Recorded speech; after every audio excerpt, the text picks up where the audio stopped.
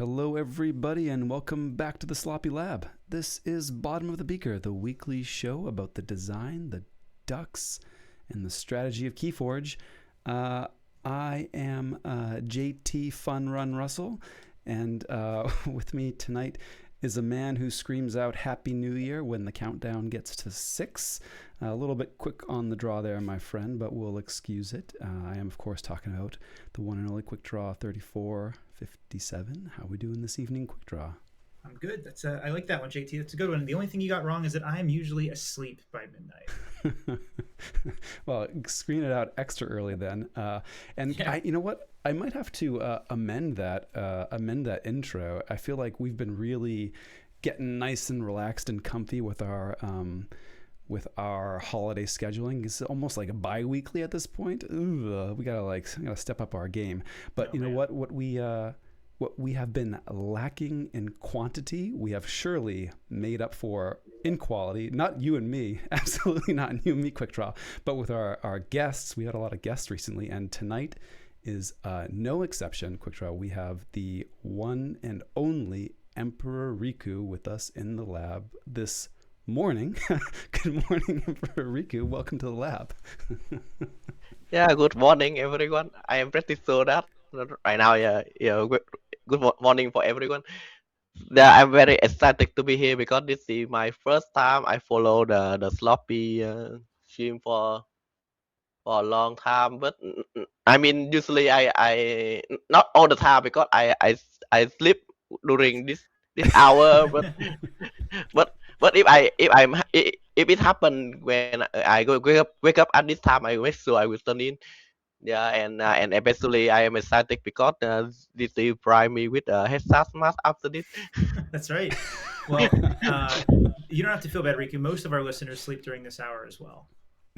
Oh, Yeah, if they're not asleep when we start, they're surely asleep by the chain bidding. And folks, you should have seen Riku. We were like, oh, we usually play adaptive after. Maybe we'll play Hexa. He's like, all right, Hexa, let's go. And then Quick Draw's like, it would be really nice to stick with the chains. And Riku's like, okay, fine. Yeah.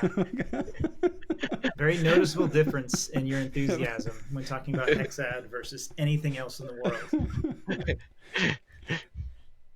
It is a beautiful format, though, and I do think about Riku first and foremost as a Hexad enthusiast. So that's very appropriate.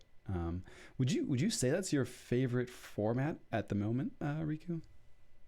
yeah, yeah. I mean, it's still even right now. I think it's not the right now with PV the headset is right now is not as good as before, but it's still better than a lot of other format like Akon because PV the even more damage to the other format with with premium deck. I mean other format that without that don't require you to bring the best deck doesn't affect by that, but because I already own it too much into to all the format that with with deck, so I suffer more about it. Mm-hmm. Well, if you ever feel like you just want to go all in on the PV and get rid of Lefkulum, I know somebody who will happily give Lefkulum a nice and loving home and treat it well. I just have a lot of talk about Leculum recently because I still have Leculum in my NKFL lineup and it's actually do okay again a lot of top deck in other set except for BV of course, but again Grim Reminder again Amber Sky is can still win. But the problem right now is that I don't pick it anymore because it take me about try the brain power to play Elecculum. Why if I play all the deck like Yi or Vi, I just or any God Galaxy top deck right now. Basically, it doesn't require as much skill as to play Leculum, so I don't want I just Sky offline. Nah, I don't want to spend this much effort to play KeyForge right now, so I don't pick Leculum. But that that make me feel really bad about the game right now. If you don't want to play a deck that requires skill. I Yeah, mean, the game a lot is of things. Yeah. certainly Go on. changed. It's different. You know, you're like, we always think of Hexad and you hand in hand, and I think it's kind of telling when you're like, you know, you talk a little bit about Hexad, how it's a little bit different now, and um, yeah, I don't know. I hope you find a format perhaps better than Hexad, or I hope something happens. I know you and I were talking just a few days ago about Triad, and I know you said Triad doesn't do it for you, but I would love to see Triad or other types of links pop up for people to try some experimental things. I know. Well, we haven't introduced our topic, but I know we're diverging. I do think what we really need, right? And I love Hackset. It's a beautiful format. Is 3 games for one sitting is tough.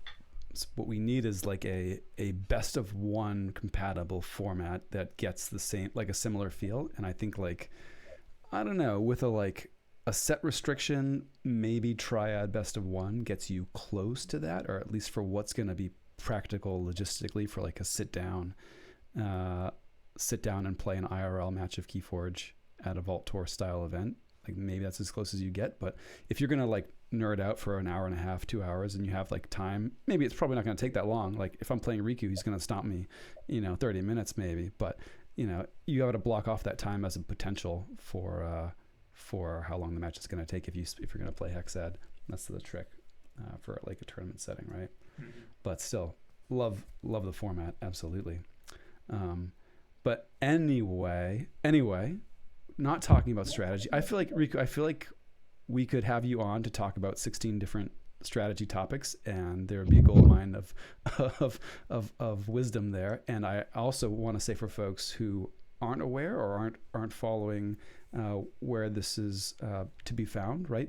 You've been putting out some good content on your blog, and those have been really good reads. So we'll leave links to that in the show notes, and to your Discord server too, assuming you want to let the masses in and all that. But yeah, folks should definitely check that out. Would love to nerd out with you on many future episodes on discussion about strategy. But you wanted, and we brought you on here tonight to talk about relationships in KeyForge. So do you want to just kind of introduce the topic and what you had in mind for it this evening? Yeah, so this topic I have in my mind for a long time because I mean outside of of strategy and everything, also always think about the community. So right now, KeyForge is like really a big significant part of my life right now because I spend a lot of time talking to everyone in the Q4 community. I mean, it's very surprising to me because before that I play a lot of game. I play a lot of other game. I have been in a lot of different community before, but none of them make me feel like a family like this, like the Q4 community, especially after years that we went through a lot of difficult time, and then the two KFC that I spent my time over the US, and then yeah, and I also think that Keyforge is basically a game.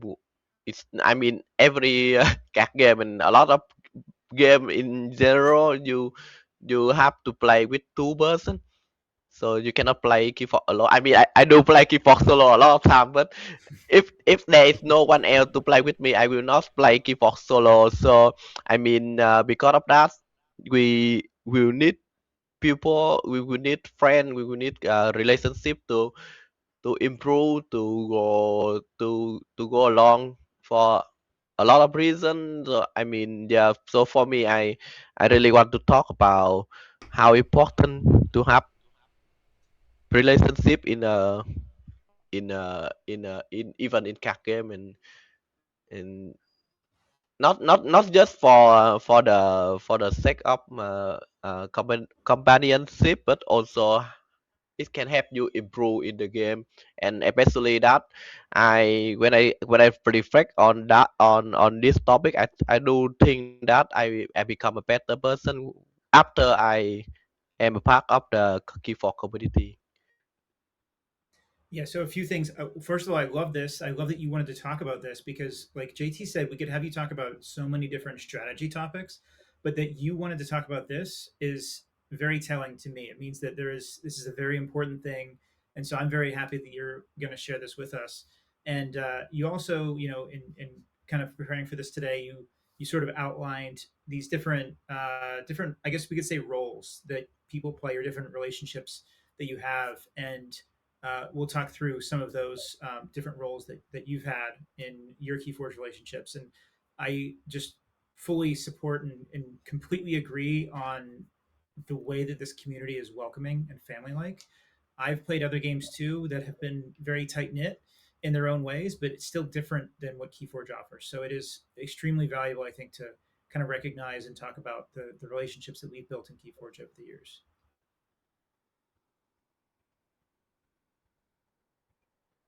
Absolutely. And I know I mentioned earlier that Riku comes top of mind when you think about the great players in the game currently. You also absolutely come top of mind when I think about the kind of leading community organizers and folks who have been really, really prominent in sort of making the community what it is right now. So it is truly a pleasure to have you on talking about this topic with us this evening, and I'm excited for it. So great. So where should we start in? Do you want to? I know we have got a few different these relationships and roles ironed out. Should we grab one and dive in? Yeah, yeah. I mean, yeah. So Cool. Yeah. the first relationship, Riku, that you had brought up is, this is a very obvious one, and it sounds a little vague, but we can give some more details on it. But um, the first role is a friend, right? Like when you're looking to get into a game like this, or you're looking at who else you've played with, you're not necessarily looking for other specific things. The first thing you're looking for is just kinship and friendship. And I know you've made a lot of friends over the years in this game, and you want to start with the role of friend. Yeah, it's actually start off quite funny because I think I already told this story many times before that that at first I rarely talk to other people when I play after the game or so. But I when I first start KeyForge, it's my first uh competitive card game I ever tried. Bef- yeah, my first one. So when I play my first tournament in Vietnam, I really at the final I got so nervous that I almost passed out during the game. Yeah, I then after that when I play a lot of high stake game, I mean competitive game in online, I also feel so nervous that I sometimes I cannot focus into the game, and sometimes I make a lot of mistake because my vision were blurry and something like that. So I figure after that I try a lot of things to calm myself and do, and one of them is that I find out that when I play with a friend, I mean people that I know well, I can be much better because I feel more relaxing play with them. And then from that point on, I I start making friends when I play keyboard. Sometimes I talk to them before the game. I ask some small talk to with the opponent. Sometimes I talk a lot of them after the game, and then that lead that lead me to that I have to make friends when I play keyboard. That become a part of my routine. And so yeah, so I have two people that I want to mention that throughout all the year of me playing keyboard, I have two really good friends, and they are both Swedish. They both come from Sweden. Yeah, it's the first person I want to talk about is Linus. I before he play before he has another nickname, it's we Mr. K-pop. I don't know if you guys still remember that nickname, but I no, Mr. yeah, What? Mr. K-pop. Mm-hmm. Oh, I forgot about Mr. K-pop. I wondered Yep. why he wasn't. When I did learn about Linus being Swedish, I was like, why is he Mr. K-pop if he's Swedish? He spent time in Korea. Yeah, yeah. Yeah, Uh, he spent how good, Oh, and I yeah. think he's why. No, no, I he's quite Korean. Yeah, I don't know. I don't really remember about it, but yeah, he I think Lai Nusu is very a very kind person and very good friend, and he really loved the game. When you play KeyForge with him, you will always see you I mean when you play with a kid, a child, when they are interested in something, you guys can see the pride in their eye, and that's the same thing with Line Usu. So he always feel like enthusiasm in everything, and when he talk to people, and he also very positive, because no matter what happened, he will always talk in a positive vibe. Is that the right way to say that? Positive vibe. Yeah. So Positivity. Yeah, yeah. Hmm. yeah, positive. Yeah, yeah, and that's I think that's really. He also Christian, and really religious person. Hmm. He believed that he will never go to do heavy thing in Saturday, because that's how God told him to do, and so so that also a problem for him, because he will not go to tournament Keyforge in is if it happened in Saturday, but but he but because of his was positive personality, it really make me feel like uh the same thing when I talk to people, but I mean I do not make it the as the same as him, but everything for him is that he have to look from the positive thing, and that's also make my view different when I talk to people and how I treat people, because he believe in the good of people, and yeah, Lion also believe in the good of people, and he always treats people with kindness, and I think that's the reason that I also try my best to treat other people in the community with kindness first, because that's how I got treated. Yeah. No, it's Linus is a great guy. I did hang out with him. Not in. I guess we did play each other at KFC 2 years ago. But Hmm. you know, probably sometime earlier this year, I think it was, or maybe late last year, when he was kind of moving away from KeyForge, we chatted a bit more, and you know, he was trying to get rid of some of his decks and just give them a good home, and that was like the important thing to him, was like find someone who's going to love these, and he gave me some really fun ones that I genuinely appreciate from him. Very good person. But I totally agree, Riku. Like having those people around you that can kind of set that good example for what it means to be part of this community is so important. But I also want to point out one of the things you said in your initial story, which I find hilarious here, is we talk about you as like a competitive player, and you wanted to start talking about the friendships you've made, but you're actually able to say like, I make friends here so that I can be a better player by becoming less nervous. So you still have that like competitive mindset in your head when you're making friends. Yeah, but I mean, at first I have the the purpose to make friends, but right now it's just very natural for me.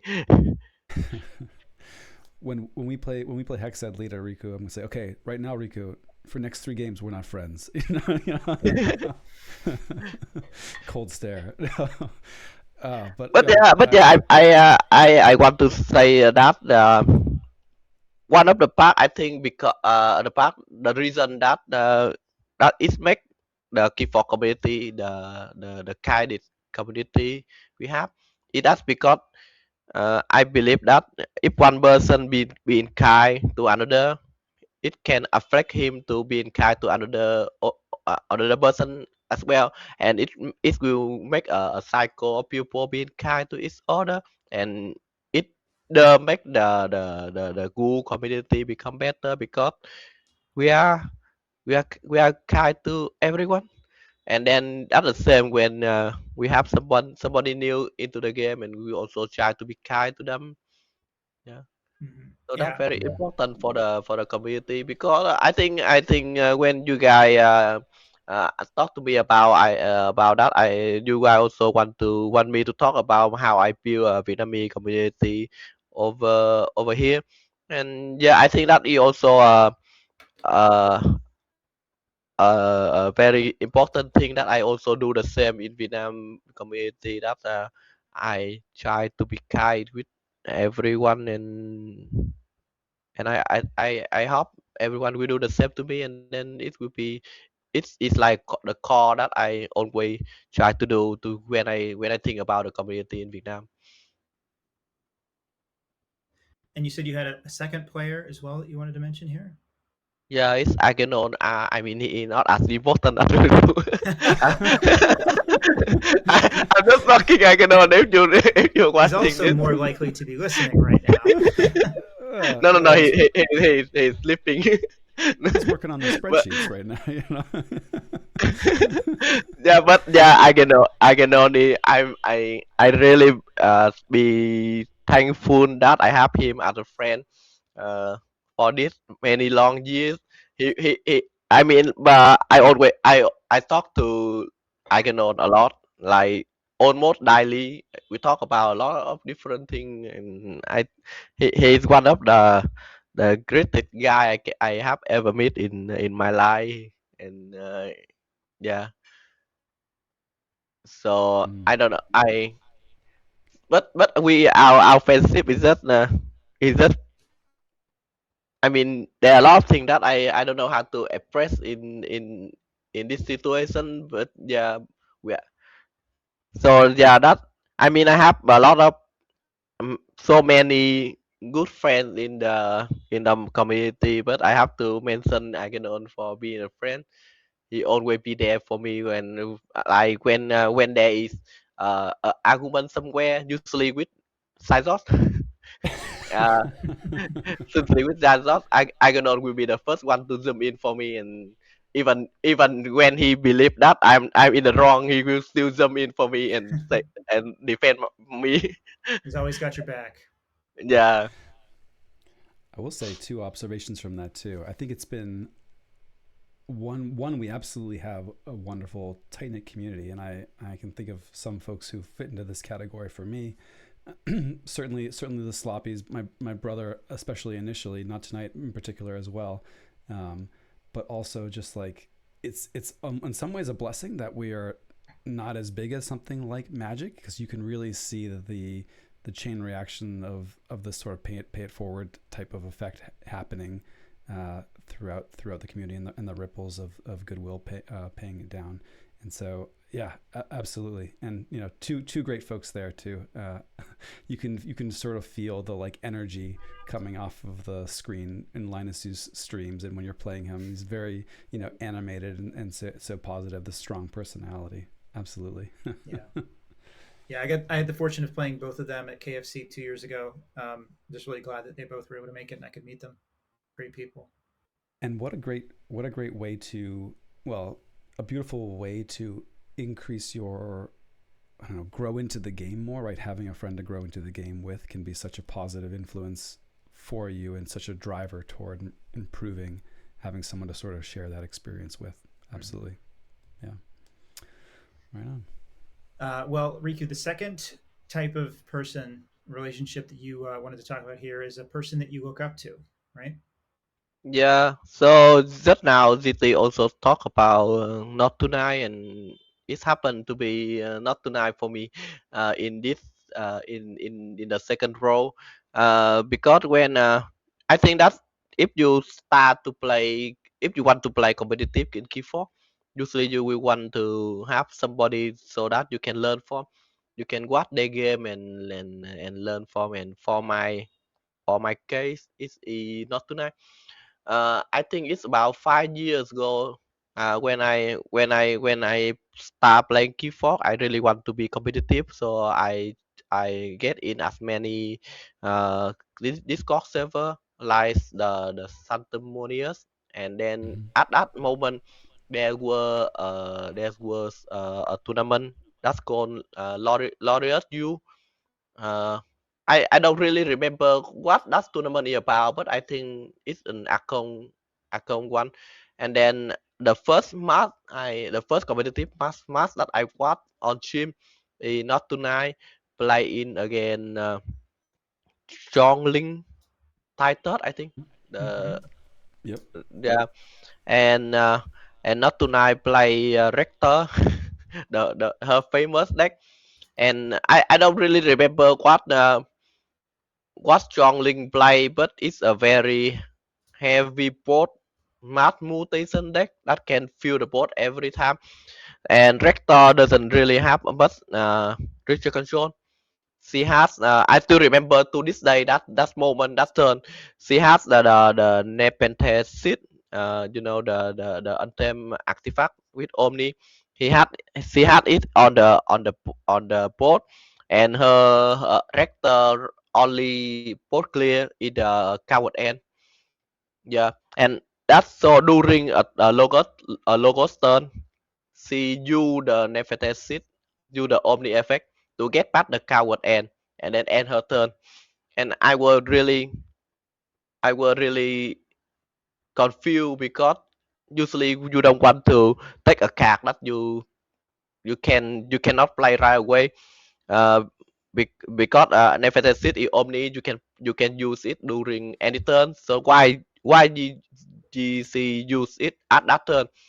And then the next turn, Chongling play take a logo turn, play fill a lot of port, and then he play the Skippy Time Hawk.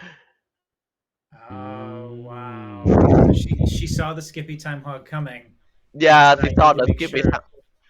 So she That's has to brilliant. take the coward end before that, and at that moment, at that time, I mean right now with my well, right now if it were me, it's me right now. Maybe I could understand that, but at that time my mind cannot comprehension that's play at all, and it will play the the first uh I mean my opening I see on the competitive so I will always look up for not tonight for being Apple to do that and because of that it affect me that I will always try to learn that the most important thing for me in KeyForge that have you have to read the situation you have to read opponent and you have to read what they have in mind what they have in hand and something like that so yeah that If is story of not tonight I have to tell everyone. I love that story. I never heard that story before. I know Not Tonight has played Rector. I would say at least 500 times, probably over 1,000. Yeah, is it over 1,000, JT? I don't know if it's over 1,000. I would guess in the like 750 to 850 range. Maybe I'm off by like a factor of 10 though. I could be off by, It's and it's so like much fun. 6,000. So much Yeah. fun to watch her play Rector. Like the things that she does and the way she thinks about it. Like it's really amazing what she's able to do with that deck, with the experience she has with it, and she's able to see those kind of plays that you talked about, Riku.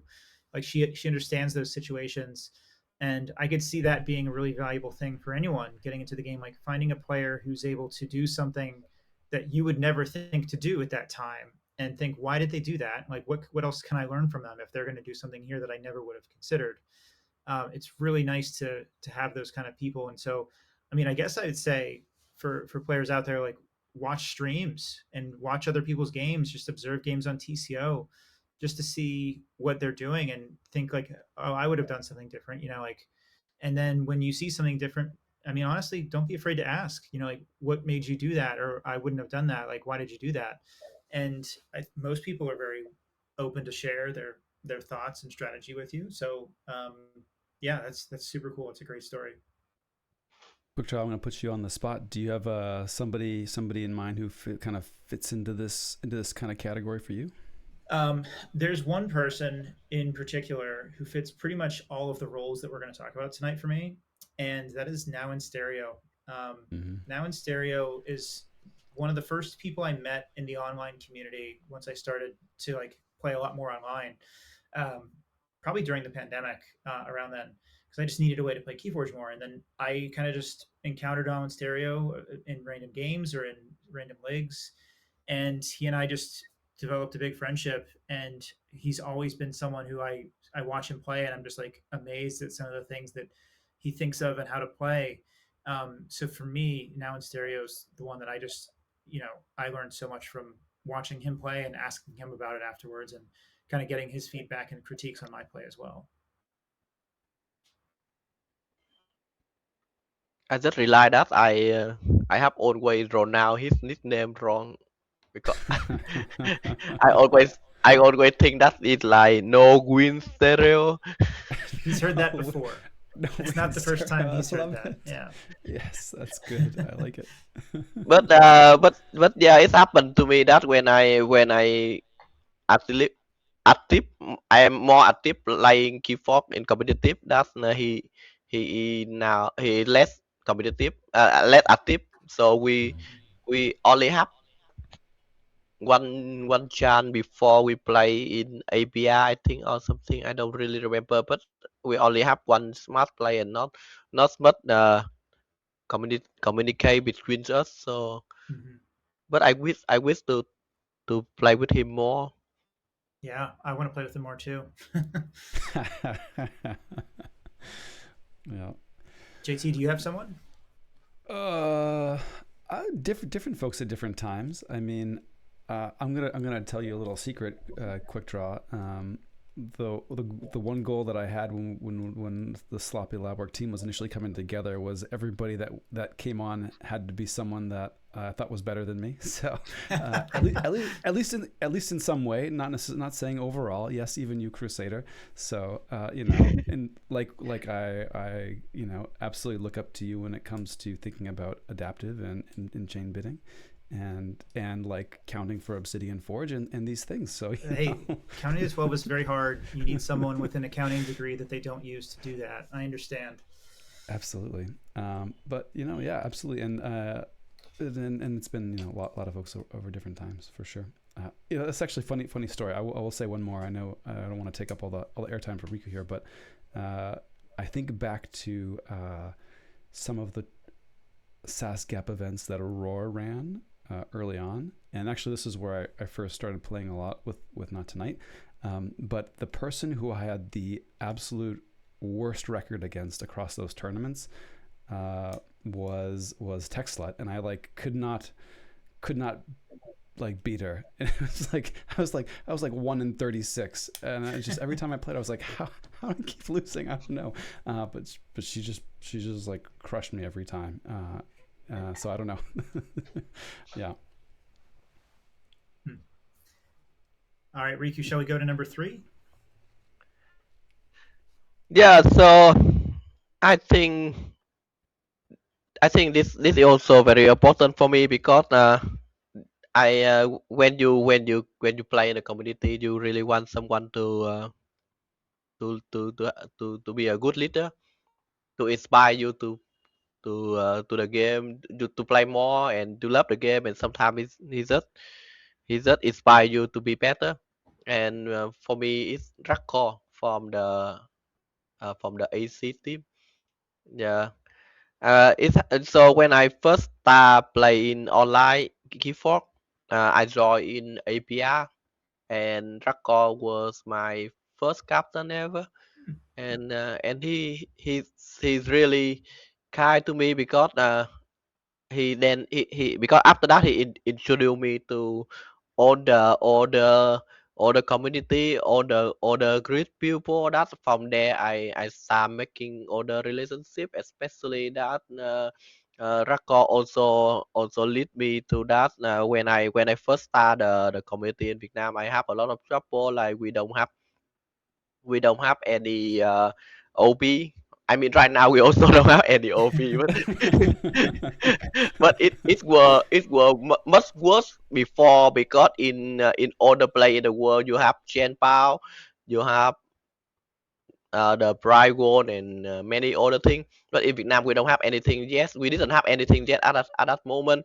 So Racco helped me. I mean not directly, but because that because I know Rako, I also in contact with Dr. Sip and Loco, and they help me because with that they say so Dr. Sip have two local game store, so he has to change bank account, and he share one with me, and then yeah, that's a very great thing that he did to the Vietnamese community. I think that's the one of the big moment of us.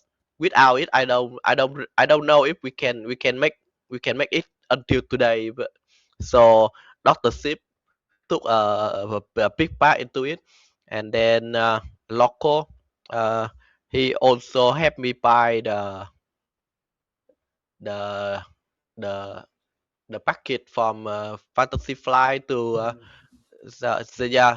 So yeah, what I mean to say that you always want to have someone that can lead your community like Rako, how he did it in ABR for me. Always be there, being helpful when you need, and I learn I have Rako as my model when I become a community leader in Vietnam. So yeah. Yeah. And then Dr. Sheep and Lokakar both run weekly events still. So like they still foster that community over in Archon's Corner to play tournaments and events every single week, which is it takes so much work to do those kind of things, and it takes a special kind of person to be those kind of leaders that can galvanize a group to play. And Riku, you do it better than anyone I've ever met in any game. Like what you've done with the community in Vietnam is incredible. Getting 20, 30 people together to play. Is it every week? You guys get that many, or Yeah, right now we have about 16 people every week. Yeah. that's incredible. I mean, that's really unique in this game right now. And so the work that you've done has been really amazing for that. So yeah, those kind of people are very important to find, especially like you talked about how when you first joined ABR, having someone who's able to introduce you to the wider community in a way like that is so crucial as well, because you never know when the next person that joins your ABR team is going to be the next Emperor Riku, right? Yeah, but well, this could be another story, but I just I feel like I just in this season of API, I feel like I just fail at the captain when it comes to the same thing as Trackor did to me. But I think we will save it for another time. Well, let me just say, I'm pretty sure that your team is beating us like 6-1 right now this week. So you're doing something right. I mean, in abilities why I am confident that my team will always do well. But the problem we have last week it's not now. From last week it's a problem coming from human interaction. Hmm. Yeah, and I'm not that good with it, so I think that I kind of make the situation worse than before, and then it's yeah. We will talk about that all the time.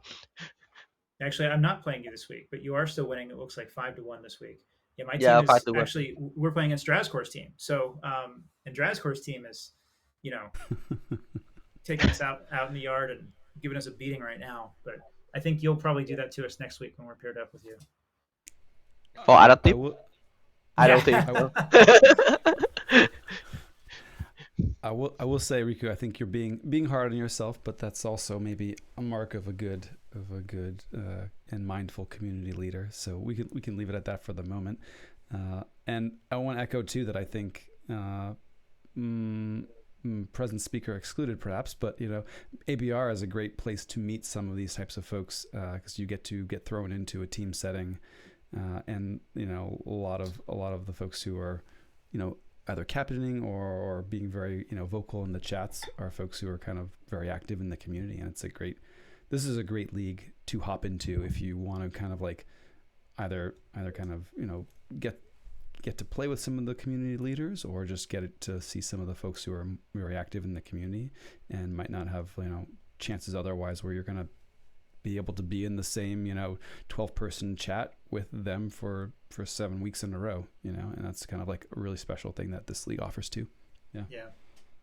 And I want to shout out Murph as well, who's in the chat right now. Not because he's in the chat, but because I think about what the work that he did with Kagi when he first took it over from fighting Walloon, probably like 8 or 9 seasons ago, something like that.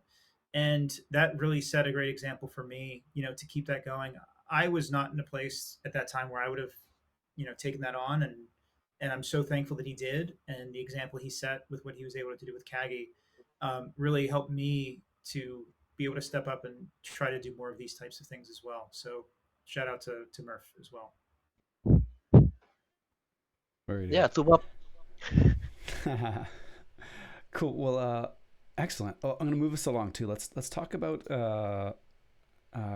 persons that are folks that you learn from, and maybe this is a little bit different than people you look up to. But take it away, Riku. So I'm curious what Yeah, you have in mind for this one. yeah, it's because I look up to not tonight, but I was scared to talk to her because I didn't have a chance to talk to her for a long time. So I only look up to her. I did, I only after the NKFL with me 2 years from the time that I watched her match with Chongling. So that I start to talk to not tonight. So this is a two different role for me, but it might be the same for everyone. But so yeah, so when I after Rakko introduced me into the many community, then I joined Squido about few months later after that, and Swindle has always been led by Karen P. Right now, I think she is Karen Fox right now, but she has always been Karen. Just the second name is different. Yeah, and uh, and I think Karen and also I want to mention Aurora are both fantastic player, especially when it comes to playing deck that have less resource than other people. Right? Even now, I don't think I can do as good as them when I play a less resource deck.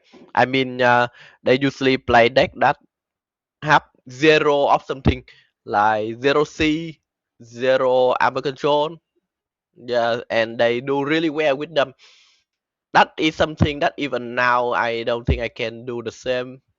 And yeah, and at the time when I first joined Squindo, I really try to learn from Karen because she really good at hand drafting. Hand drafting is a very good skill that I think that being essentially in KeyForge. If you want to be a better player, you will need to learn handcraft. Maybe not for God Galaxy set recently, but handcrafting is something very important before. I think it's still matter now, but just let as important as before. I think everyone will agree about that because a lot of people will a lot of new player will always get into the situation where they have two hand, and they always talk about that they are unlucky. But if you play enough, you will understand it's actually about the skill of hand drafting, where you want to sacrifice a bit of your momentum right now to pull a better hand later or something like that. And Karen really good at that. She always be able to see the the best during the worst situation, and uh, and I learned a lot from her. We were so during the first 2 years in Squindo, I learned a lot from Karen, and I think that is a person that you will want to have in your gaming journey because it helps you improve. Yeah. And another thing about Karen and also Aurora is that were both or are both content creators, and there's so many content creators who focus on the strategy and the skills. I remember watching Karen's videos a lot back then and reading a lot of Aurora's blogs where they talk about more technical aspects of getting better at KeyForge, and having those kind of resources and people that are willing to do that is so important as well.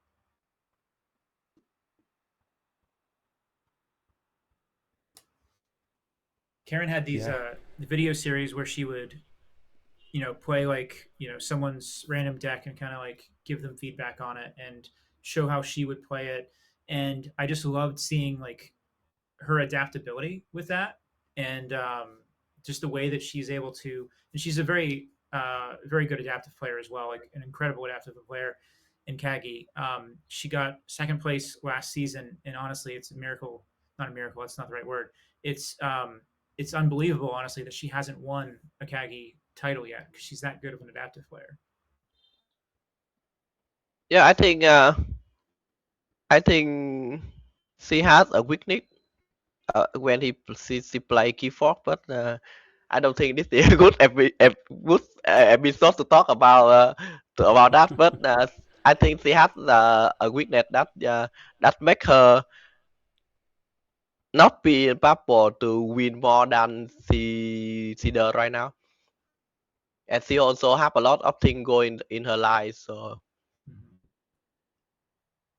I'm curious, Riku. How maybe this is just too much secret sauce, but how much practicing do you folks typically do on the swindle side? Like, would you get a lot of kind of reps together and practice time with Karen and company? very little. Very So I little. think that they only be before there's only Karen that is willing to practice with me.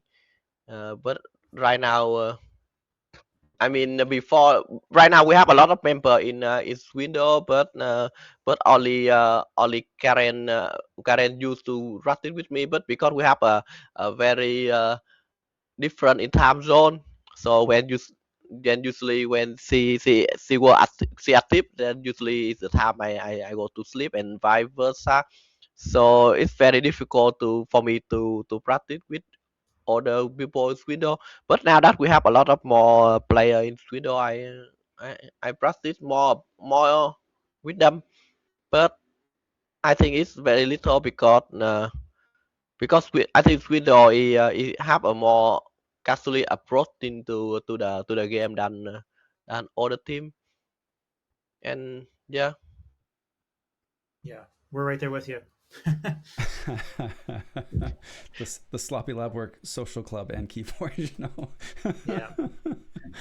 Yeah, but it's I mean, honestly I mean, even when after I joined Rip Out and I joined a select uh, channel of all the team in the world, and I found that not many people practice. Yeah, even in Rip Out we also don't practice at all. So I think it's very normal. Basically, if you want to practice, you will want to find somebody maybe in this team or in another team, but you will have to uh, to ask someone for practice usually it right.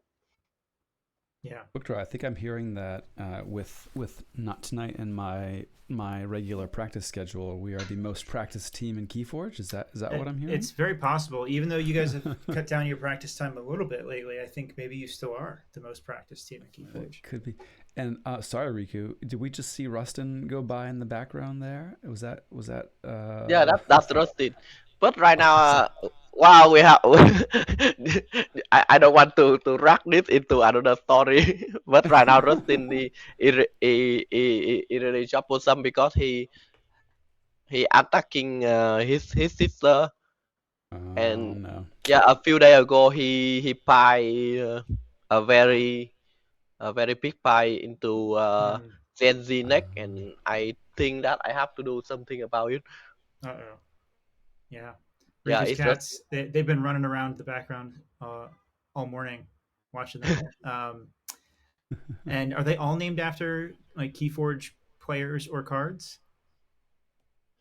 Sorry, Do you sorry. are all of your cats named after KeyForge cards or other players? Like you have Rustin, who's sort of a play on JT Russell, and then we Yeah, have Zenzi, who you named after the player Zenzi, right? yeah. And then the second our second cat is named very different. It's priest. The you know the the the priest in the religion. I don't know how to pronounce it. But it's Priest, yeah, yeah. Priest. Yeah, priest.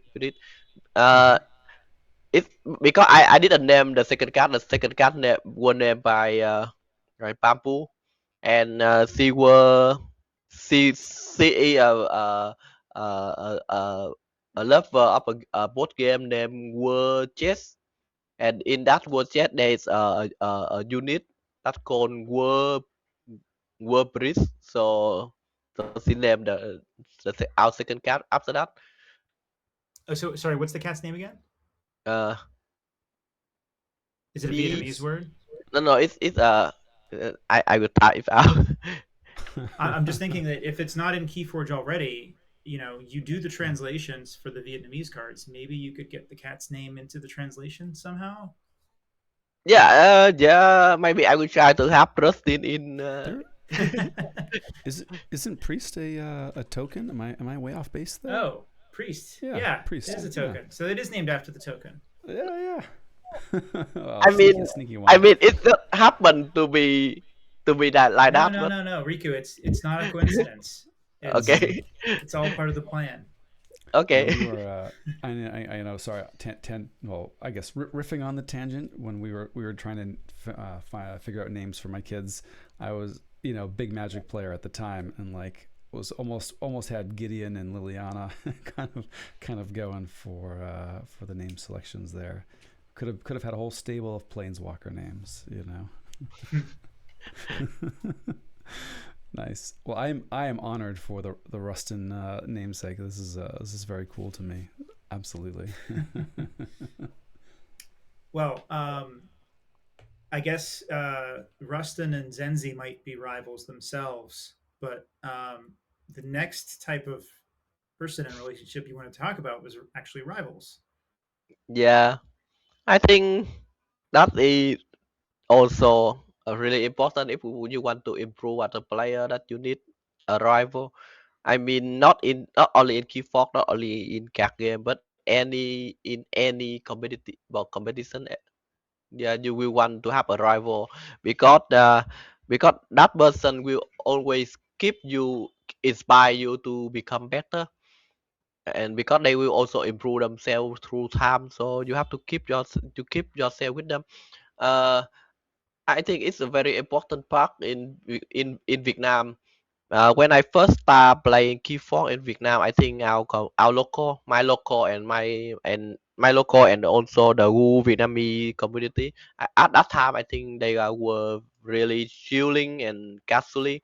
They they only they don't play deck with sleep. They just play it with the deck right away, and then they don't have any play match when they play, and then they don't even care if they win or not. They just want to enjoy keyboard.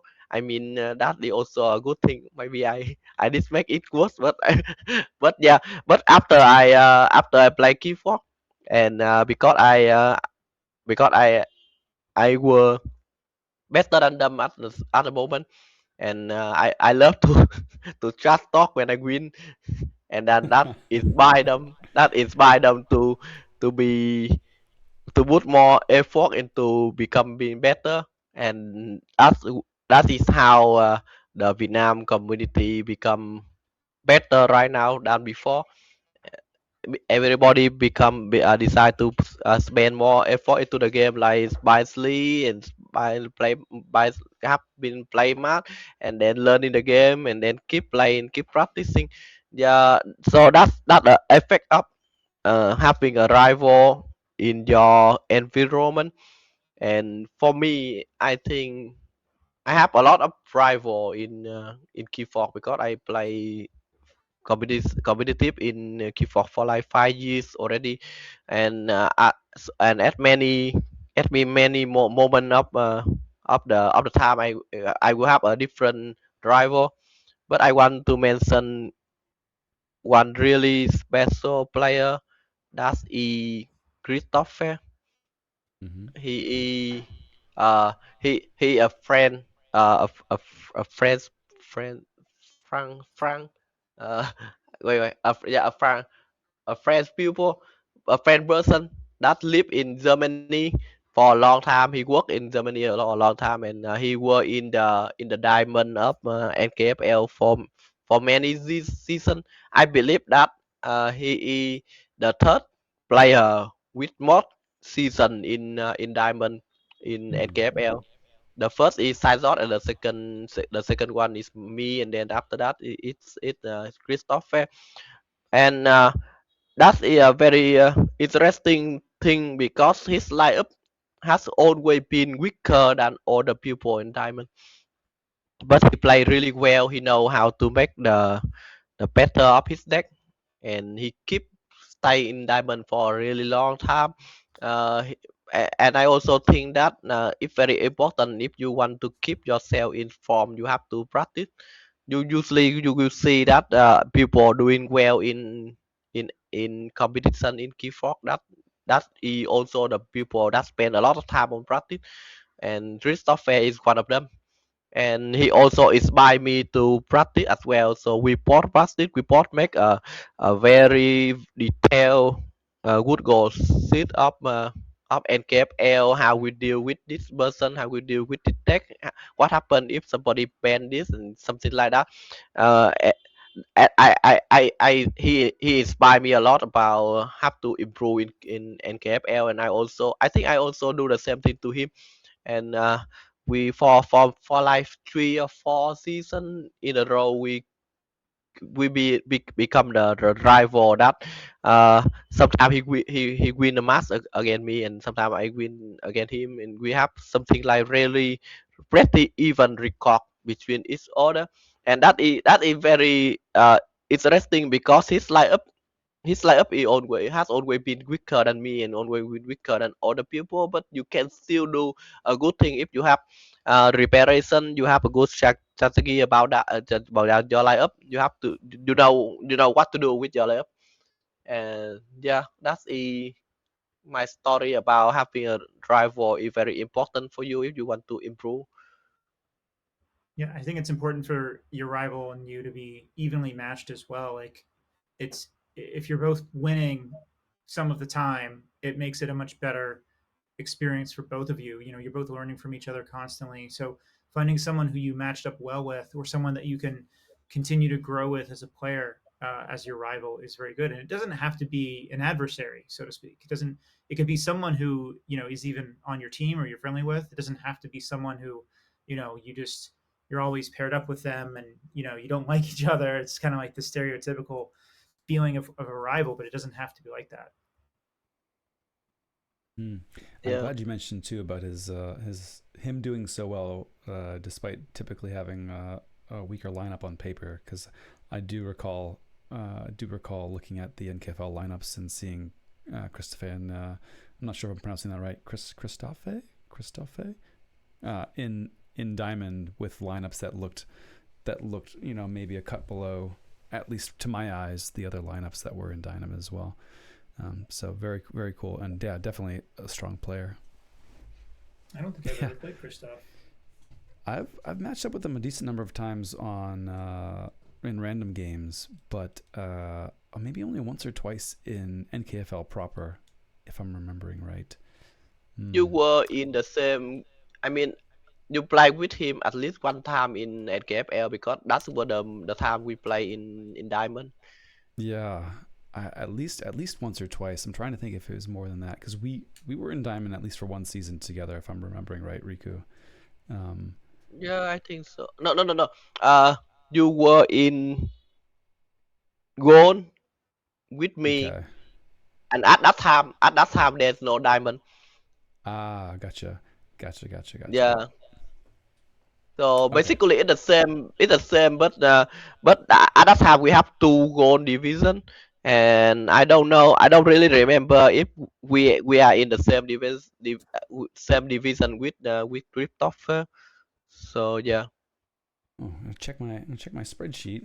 It's like why do you keep a spreadsheet if not for times like this, JT? Riku, you seem to Nice. just remember. You're just like, oh yeah, you were in the same division with me and Christoph 2 years ago. Like I don't know how you remember this stuff. No, I recently somebody told me not somebody told me I usually go and watch my own game.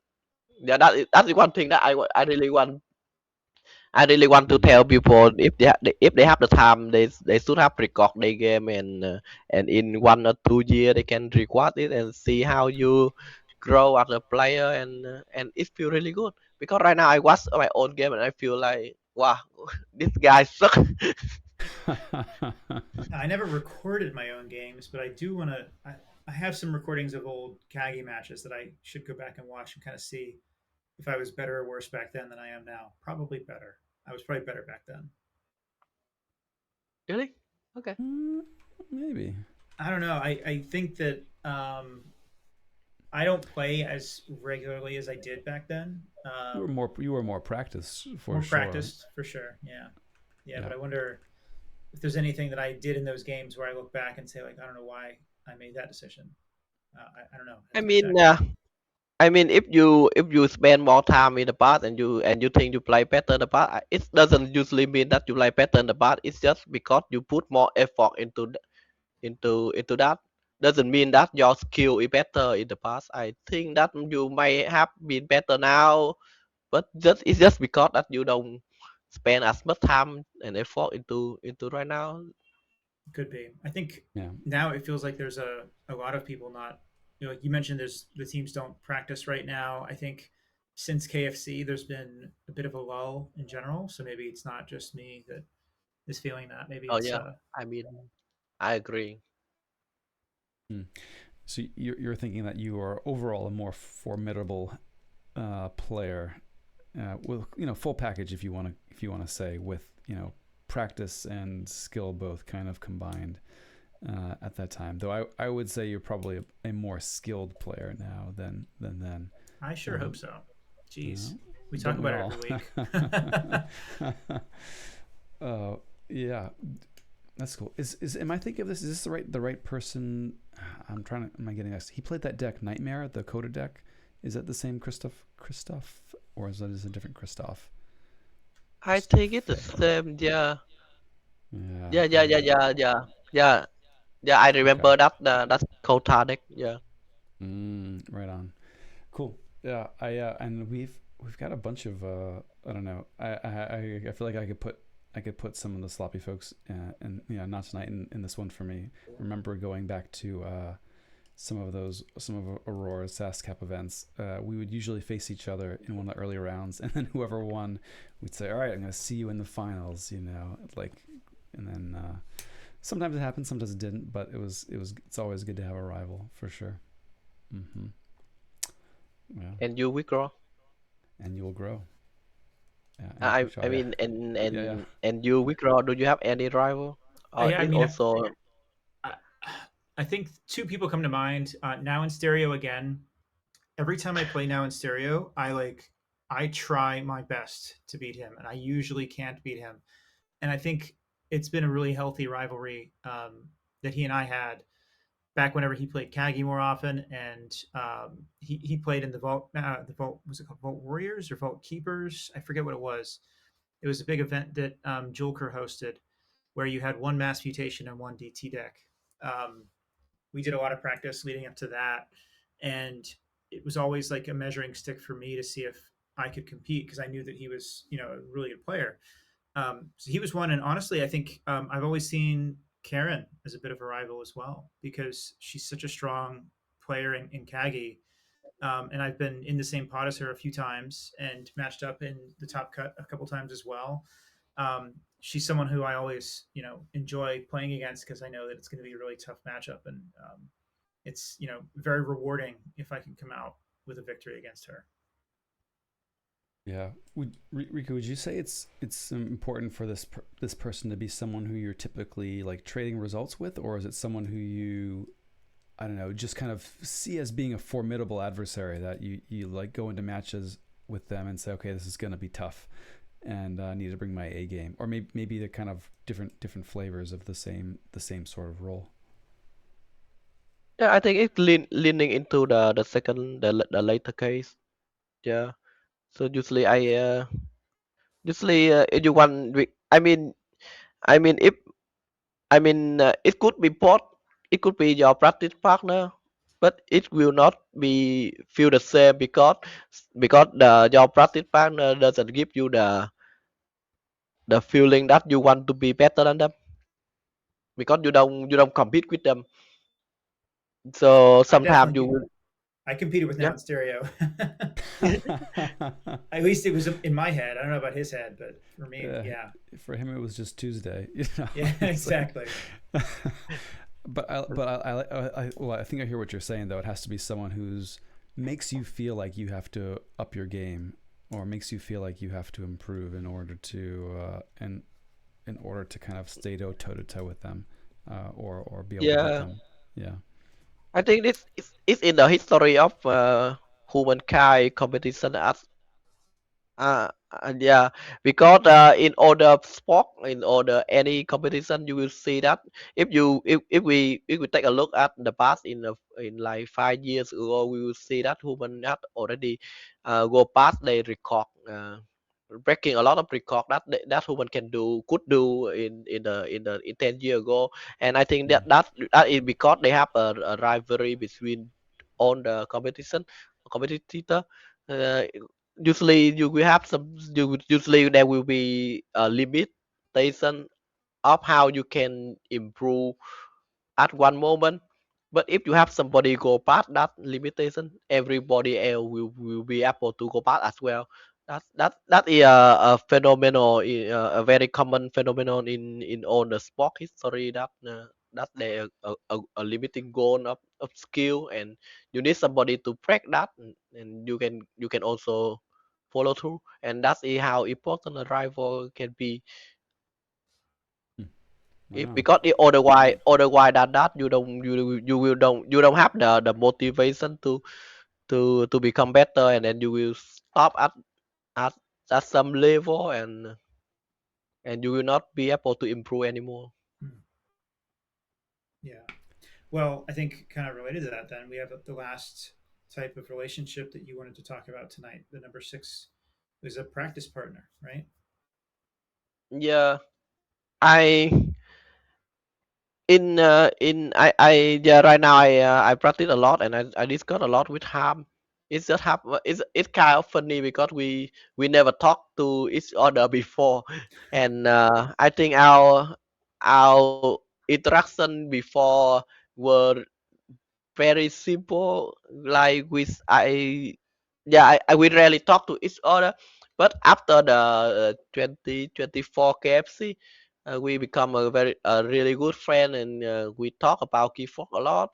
We share how we share on everything we think about KeyForge. I said to him my headset experience, and he also share his view up play his experience in play in Vault Tour, in many in-person tournament, because I don't have that much experience compared to him. And then we practice together. We practice for headshot, and then we also practice for KFC this year. We also we make a group chat that we for the seal, for the LCQ seal event, that we will that every day we will pull 3 seal deck into the chat, and then we will talk about how we build the alien deck from there to prepare for the LCQ. I mean, we both did really bad at the real event, but at least we practice, and yeah. So I think it's really important that you have a practice partner, because because usually I I am the person that I love to practice by myself. I practice solo. I play two TCO account at the same time. If you go to TCO at many times, you will see me playing solo.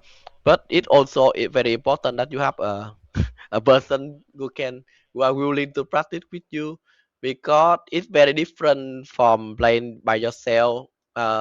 Playing again another person, they will always give a different perspective of how to play a deck. And yeah, Ham is that person for me right now. I also want to mention a few player like Six of Angmar. He used to Mm. be my NKFL practice partner, and then also one player in my local with E Hapwea. He doesn't play online, but he always be there for me when I need practice. I mean, even though he doesn't have the deck level that to compete, but in Vietnam we usually have this schedule that we will bring out. We will we will see a famous deck or a stronger deck from the world, and then he will play the deck with me in person. I think play practice in person help a lot, because when you play in person, everything will be easier and faster when and the interaction and everything else. And have we are that person for me. He also he very willing to play anything I want to. So like for example today I I want to practice with the best Arco deck in the world. For example, I will send in a message, and then we will meet each other in my house or something, because my house used to be the local game store. So and it's very easy to practice like that. Mm. That's cool. Yeah, I have Harmed on my ABR team right now, and I can totally see the dividends of those LCQ practice that you guys did, of just like looking at three decks and talking about the strengths and weaknesses. Because when we had the Sealed Alliance week a couple weeks ago in ABR, Harmed was really good at being able to help us all kind of like see what we should build and what the weaknesses would be, and picking out specific pods that we weren't thinking of, just because, well, you need this kind of role in your deck. And so he made some really astute suggestions on the Sealed Alliance. I can see probably coming straight from your experience doing it every single day leading up to KFC. Yeah, I think Ham right now is probably one of the top player right now, and maybe one of the best like European player. Yeah, Maybe the best. But for sure. He's definitely one of the best players in the world right now, no question. Um, So JT, you're a huge practicer. I know you practice with Not Tonight. We just talked about that. You guys play, a couple times a week, and it's always very targeted practice you guys do, right? Like you either a specific deck or a specific matchup if you guys have coming up, if it's known. What other tips do you have for practice partners? Uh, I'd say it's probably been more focused in the past, especially when we were very into NKFL. Getting kind of those matches in was very helpful, and even for Seal too. Though not quite what you were describing, Riku, which sounds very cool. Going deep on the crafting side, the alliance crafting side, but even just kind of like pulling random pulls and making sure that you've got reps and feel comfortable in a hidden deck list sort of setting. That's good experience that can get overlooked by folks who are more comfortable in Archon setting. Uh, so in terms of like tips and things, I think just having someone to do the reps for you is going to pay dividends in itself. Uh, and if they're willing to sleeve up digitally or in real life, as you were able to do, Rico, with a proxy deck, perhaps, like an actual, like, top tier Archon caliber deck, like, all the better. So I think that's just, can't be understated. And I think even better too if this person or these people can fill some of the other roles that you've got on the list. So always great when your practice partner is also a friend, and you can like have that be something that hits on a couple different cylinders or avenues for the roles that we were laying out here. Yeah. I would shout I out. am I am I am very interesting to maybe not today, but I really interesting to hear about your story, your practice story with not tonight. How it's how it's how it start the beginning. Hmm. Yeah, I happy to go on more. Yeah, maybe not for this evening, but yeah, and my brother as well. We used to practice a lot, especially for Hexad.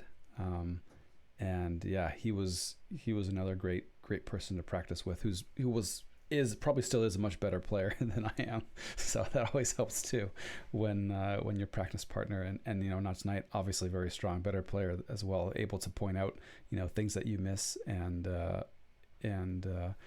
help you see things that even if they're not stronger per se, if they're just giving you a different perspective and able to like say, hey, did you think about doing this other path? I mean, whether or not it was the right choice, just having being challenged to consider options that you didn't take is great. I'd say too that playing together against a third can be really really beneficial as well. So playing on the same side and being able to talk through lines with your practice partner can be really really helpful. Yep. Good hand and brain style. Yep, hand and brain style for sure. It is. Yeah, we do it here for fun, but honestly, like we did it in person at KFC last year, and it was really good to like be sitting next to someone when you do it in person. It's very cool. Um, I also want to shout out Crusader. Crusader's done a lot of testing with us in the past year as well. Always willing to load up something and help you out. He's a very good student of the game that wants to get some reps in too. So we have a good group. Maybe we are the biggest, most prolific practitioners in KeyForge. Funny. I will say I would love to practice with Riku. I know. Yeah. Talk about folks who are looking to practice, and some of the strongest players around. So, oh man. Yeah, we'll have to kind of branch out to these sessions, and I know we'd like talked about it going into some of the events, but like if you have the opportunity to practice with folks, I'll just say take them up on it. It's I don't know, can't go wrong. Yeah. Yep. Riku, so you named all different people for these different roles that you have. I had one person who was filling most of these for me, but how often do you think a single person could cover multiple of these roles? I mean, I mean it's I think it's a common case for everyone to have one person to fill most of the role. Except for like the community leader, something, yeah, a kind of like can be a rival, but it's just different for me because I because of how I approaching the game where I already told the story that I try to make friends when I uh, when I play, and then because I have played for 5 years in I have played sorry I have played NKFL for 5 years, so I have a lot of people play with me during that time, and that's why I have a lot of different people Hmm. in my stories. I could have tell a lot more. They a lot more people that I can continue on, but I think that's a Oh, very long list already, and if you are not in the list that I told about, it doesn't mean that you are not a big part of my keyboard line. I mean I really appreciate that you are one of my keyboard Johnny. hmm. I quick draw. I mean, Enrico, I just assumed that you didn't mention me as a rival because it was obvious, So. We we only play we only play for like 3 headshots game Yeah. ever. Yeah, just teasing, just teasing. Cool. Right on, folks. Well, I don't But know. do you That was just do you remember our first match in APR? Do you our remember that? first. Our first match in ABR. In It's our first ABR. match ever as well. Do you See, remember that? once again, Riku, you have an incredible memory for this stuff. In No, ABR. I just happened that I wrote an article about my first APR, and Oh, then yeah, so and I reread it recently because I want to inspire myself to write the current blog. So yeah, do you remember? I No. it it. Oh gosh, our first match in ABR. I don't know if I can remember our first match in ABR. What format was it? All right, give me a hint. What format was it? Seal. Sealed. Okay. No, I'm sorry. I don't recall. But yeah, So when I first that was my first ABR season, and you are also a captain, and in my vision at that moment, you were a rival for me because I totally believe that you are a better player than me. and then So after he won, he was like, "Oh, never mind." it's like who's this? no, Who's this garbage player they're letting be captains in this league? I mean because after that when I joined NKFL, GT were also in the higher division than me, so so There was a time when when my collection was fairly strong relative to the field. I don't know if that's as true now, but then there was also a time where I felt like, well, we don't have to get into the dynamics of Hexad and the impact that like GR and PEV have had on it, but yeah, that's fair. But hey, maybe we'll see if still got some chops later this evening. Nice. Cool. Well, I noticed too. You didn't mention who won. Who won that match, Riku? I did uh, you? I were almost undefeated in that season, so that will be my answer. There you go. Nice, nice. So we were looking at stats too, and there's been not too many undefeated players who had undefeated seasons. So I think I can hold my head high in good company, as it were, as one of those players. So I'll take that. Oh wow, Yeah, impressive. yeah, I don't think I've ever come yeah. close. Yeah, Riku, Hobo. I've had one. I think Sheep's had one. I'm trying to think of who No, else. I didn't have any undefeated season. I think Oh, there is I think Ham is the one that got the undefeated season recently, and then we mm, have Daciot, a very a friend player from very long time ago. We have Sip, yeah, Sip got one undefeated season one time. I think I think Fleming Hobo, yeah, Fleming Hobo, and then they also Big Z, and then they Big Z. also Nova. I Yeah. believe that's his own. I believe that is own. Mm, Maybe Hmm, there is somebody else, but we have less than 10 people. that's crazy. I definitely thought not it was bad. more.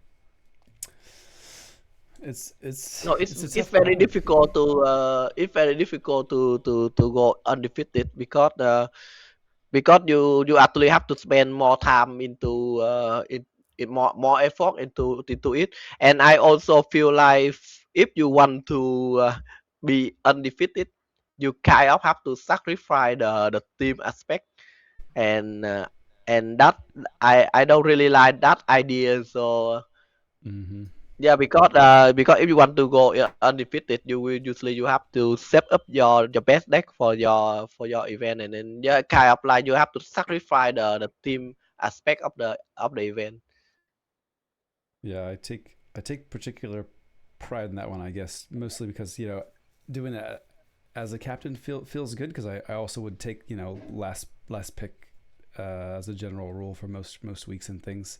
And yeah, I don't. It feels a little weird to celebrate like individual kind of achievements when it's a team format. Um, but yeah, totally. So I feel that too. Um, but yeah, we'll have to do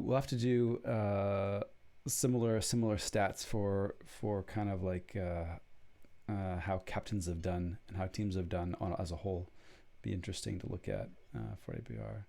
Riku did the. Yeah, Riku did I think well already. I'm doing better as a captain right now. I mean, individually, after I become a captain, I think I play better in because I feel like I don't want to let my team down. So I want to Yeah. be the person that when my teammate happen to have a bad game, they can take a look at my record and think it's okay. This captain will carry the team. Yeah. sometimes you carry and sometimes you ride in the litter. It's all good. Yeah. Yep. I mean, I did at the last season. I did purposely slew one game because at the middle of the season, I think people. I think I don't want to make myself look like. I mean, if I play perfectly and win every game, I feel like it will make my teammate feel worse when they lose. So I purposely slew one game so that they can feel like it's okay to lose at some time. And Mm. I learned that from when I doing a team event in Vietnam. It's really important for sometimes you just need people your team to have in high spirit. And if you have a much better player in the team, and then somebody with not so good record, it can make the second player become worse because they always feel the pressure of being the worst player in the team. So I so I if I want to avoid that, I will have to make the it will be better if the team do balancely than that. So yeah. Mhm. Mm.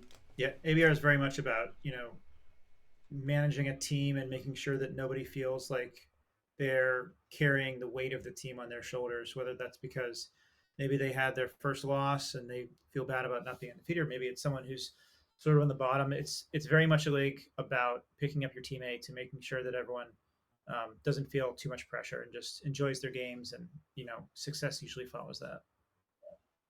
Mm. Yeah. I think Riku's protege just spoiled my undefeated season, so grr. Nice. Cool, folks. Well, yeah. Anything else we want to chat on too? I think we cover a lot of great stuff, but before we hear a word from our sponsors and then maybe get to a game, yeah. I think I have say everything I want to say about how great, how awesome our community is already. And I already shout out to a lot of name except for Smurf. Sorry, Smurf. Right on. Cool. All right. Well, with that having been said, then I'll let you all know that this episode of Bottom Beaker is brought to you by the Squeegee Outpost, your one-stop shop for all things squeegee on the Crucible. From lab spills to amber puddles to inexplicable cosmic slime, they've got a blade for it. So choose from ergonomic, telescoping, self-aware, and please don't ask how it works models, I guess. However you choose the Squeegee Outpost. If it leaves a line, it's not from this side of the boundary. Indeed. Yeah, quick try. You ever feel like you could use something from the old Squeegee Outpost? I love the squeegee outpost. Very, very useful. Very excellent store for a variety of things that you can find. Okay, we won't go too deep into that. Folks, I'll also let you know that Bottom Beaker is recorded live on Wednesday evenings at 9:30 Eastern Time, right here at twitch.tv/sloppylabwork. You can find recordings of our past shows and other streams over at youtube.com. We are at Sloppy Lab Work over there. And for the very best content, 34? No, 57 times distilled and scraped from the bottom of the beaker. Search for that very phrase in your podcatcher of choice, and we'll be there, ready to be your friend or rival or practice partner. I'm not sure. All of the above. All that and more at sloppylabwork.com. And thanks so much to Riku for joining us this morning in the lab, bottom of the beaker. Thanks so much, Riku. It was a pleasure to have you here. Yeah, the same too for me too. Absolutely. And quick draw. Got any words for the folks getting off at the final audio stop?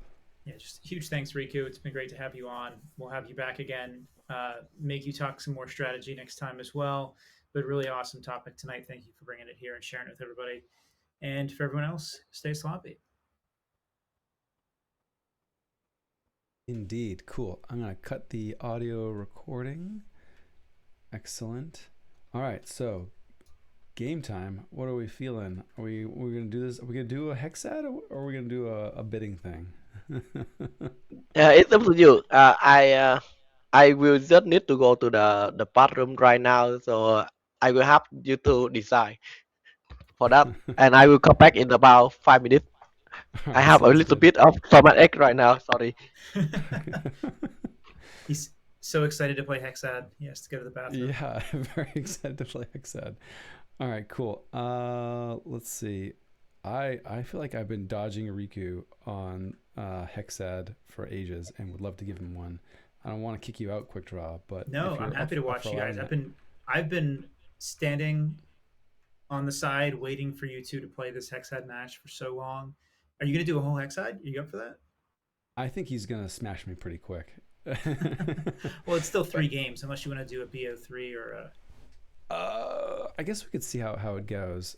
So I don't know. Luckily, don't have to work tomorrow, so we're already on Oh, yes. on fun time. There you go. In that case, do a And whole Hexad.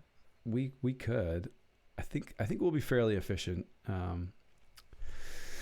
Uh, but I might have to insist that he plays his like full strength hexad and not some watered down version Yeah, just for appeasing me, you know. yeah. And we can't do hand and brain here because that would put you at a severe disadvantage if you had. I don't If know. I will.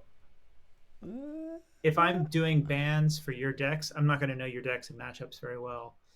Or if I'm playing your decks, then it's going to end even worse. So do we should we harken back to me banning Riku's decks and leaving Ni Ni in the running no because there's no combos here. combos in that deck? Yeah. Yeah. Do you think Let's, Riku would be up for us just like openly tag teaming against them and just talking on the table about the right way to go? I think that would be fine, especially if I also feel fine if you wanted to be like always on offense from spectator mode or something. Could be Somebody really like fun. heckle you from the side. Heckle or like just open commentary. Yeah. But if he's down for a tag team, that could be fun. Yeah. Yeah. But he has to go with his full strength hexad. Gotta be. I'm not taking you know charity lineups from Riku here. Yeah. I think we have his NKFL lineup. We can make sure that he's not Oh, there you go. sandbagging, right? Like we can just pull up his diamond lineup and be like, "This is what you're playing." I'll I feel like I have to pull Zyger out, so Oof. You really don't it's have to not. work tomorrow, do you? Uh, that might be a come on out of this. So the other match that we could play if we don't play Hexad would be, and this could take the same amount of time as a full Hexad match, would be his deck Fun Run, which I've had up on stream Mm-hmm. this entire time, versus Psy, and I don't know how, but I lost with Psy against this deck in might have been an NKFL match, or it may have been. Oh man, I mean, I could see this putting out just a huge board constantly and just reaping for a bunch with those um, heavy subsidies out, and maybe doing it because side does lose to rush, right? it can get outrushed. It can. Because you want to get like your 9 artifacts set up and get your engine going, which obviously takes quite a while. And I could see Fun Run just kind of getting a runaway board state pretty early and 35 efficiency in Fun Run. Dang, I haven't seen this deck for a very long time. Yeah, super efficient, especially for its time. So I mean, that was 35F back then in mass mutation was nuts. Like it still is nuts. It's held up over time. It has indeed. Yeah, Fun Run is a Riku staple, Fudge. Through my all spreadsheet. Warden Fun Run, played by Riku in NKFL 23. I don't know what season we're up to currently. I think this is 26 now. Really? That's all? Yeah. Huh. I last played in season 23 and they've only had 3. I feel like I've been sitting out for ages. You've been sitting out for 2 full seasons, 3 seasons now? I didn't know that. I could have sworn it had been more than that. I thought it was less for sure. I think 23 was the last one I played in. And were you in gold back then? I'm not sure. I was probably in gold.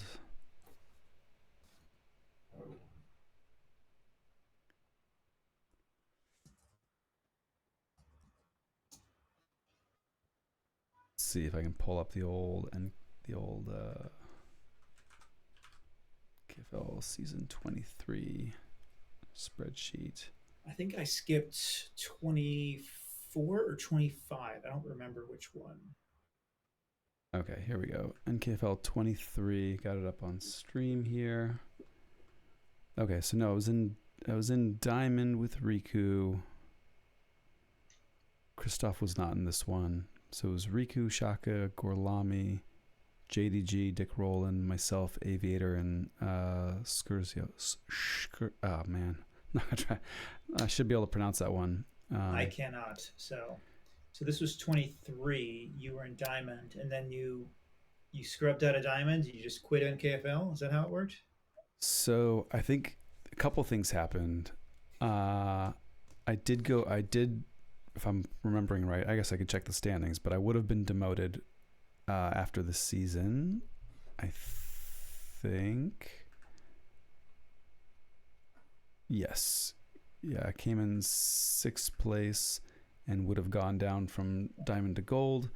And then I think I was like, oh, I need to sit out for a season to, I don't know, do life stuff. And it was like the demotion plus the penalty of returning a rung below me, and I would have come back in silver the following season. And I was like, do I want to jump back into silver now and work through a slog when I'm already like pressed for time? And it was just kind of like a tough pill. So I don't know. Just I don't think that penalty is ever enforced. Because I left and came right back into silver, I believe. Let me see.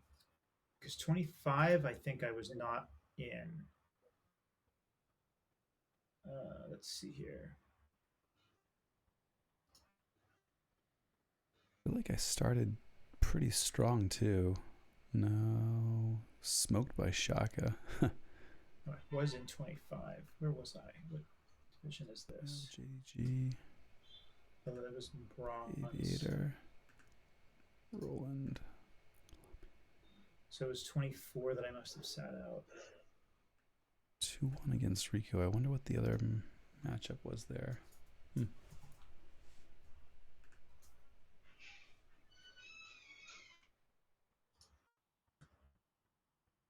So 24.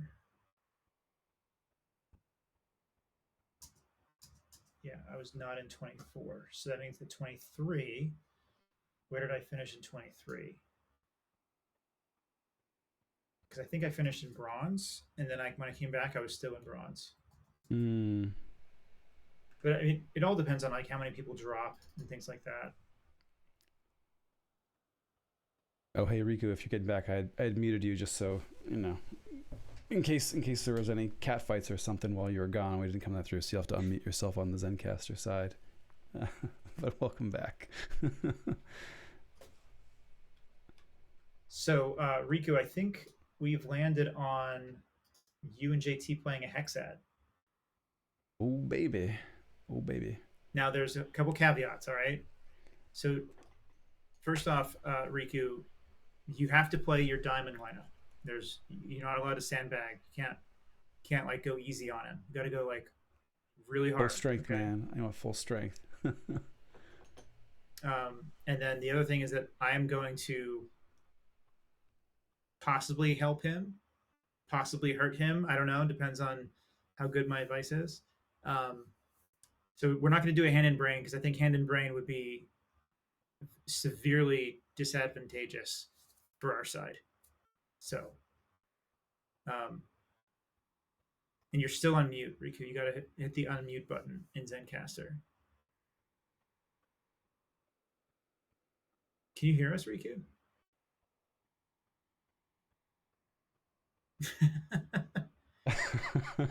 you have to hit the unmute button in Zencaster. It's right by to the left of your name. There's a little microphone icon. Oh, okay. Yes.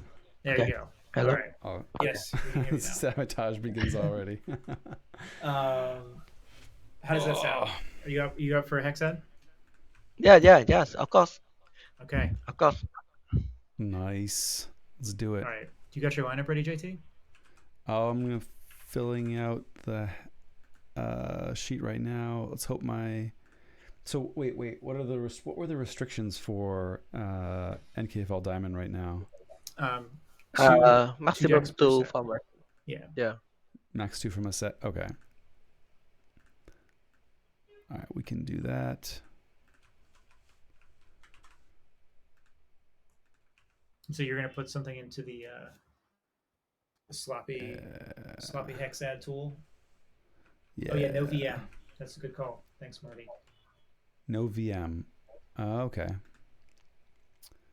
That's a good call. Actually, did I put some VM in here? I may have pulled it out. Crucible Clash is okay. It's your funeral. I mean, I think I have a reasonable candidate, a reasonable Crucible Clash candidate. I have seen it. It is pretty spicy. It's decent. It's decent. CC is okay. Okay. Cool. All right. I'm gonna share it in Discord. Riku, you've used this tool before, right? I'm sorry. You've used the sloppy hexad tool, right?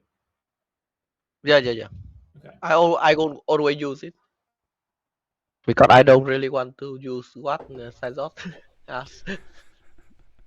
Oh, so even for the main event in Diamond, you don't use the. I don't know. In a main event, I have to use it because I have Yeah. to use the NKFL tool. Let's see. I guess I should have been looking at his lineup here.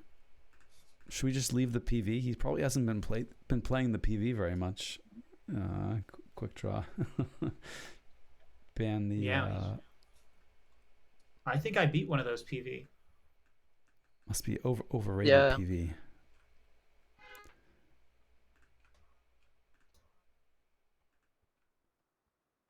Left Coulomb. Ban Left Coulomb on site. Ban the deck that you can read. Yeah, so this is the one. Isn't this the one that Vargas played? What? Yeah, in open. Mm-hmm. Oof. Fudgeinator says, when can I link my keychain or sloppy account to the tool so I can save the match history and lineups? Great question. Mm-hmm. I think I heard you say you're not working tomorrow, right? That's right. That included. Man, I think. Marty, I see you said that you organized the event in Michigan, 3 decks sealed CC. Are you, first question is, are you playing with Archon Powers? Second question is, are you coming to Nico January 31st and February 1st?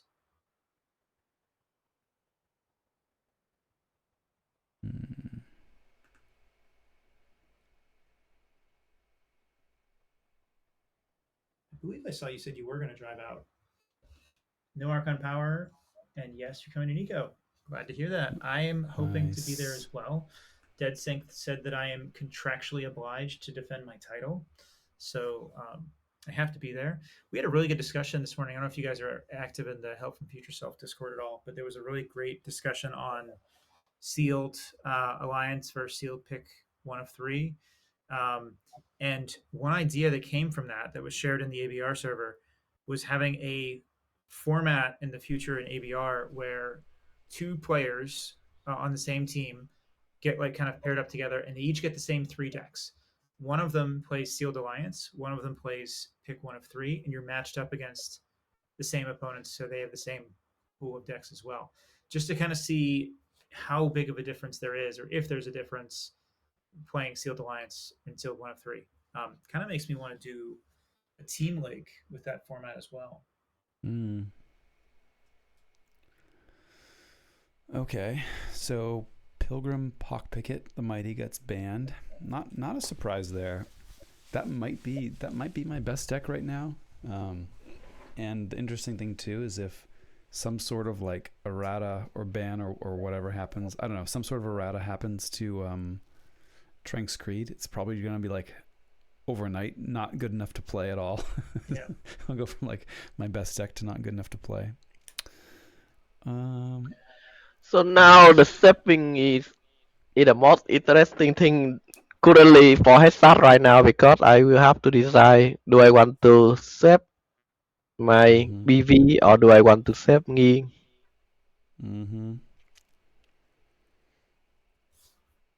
Well, we were saying there's no combos in Knee, so you don't need to save it. He's not going to ban it anyway. Yeah, I have to leave Knee just to get some revenge.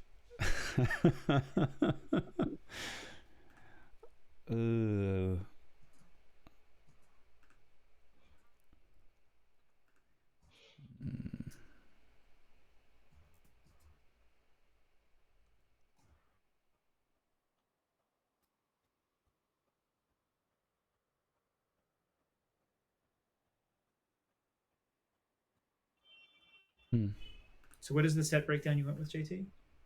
So I have 2 Prophetic Visions, 1 Amber Skies, 1 GR, Winds of Exchange, Mass Mutations. Wow. Yeah.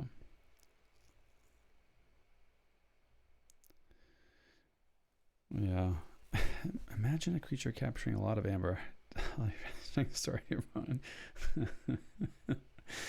I don't know. Do you think there's going to be a errata for Tranks Creed? Like, do you suspect there will be? I do think so. I actually wanted to see.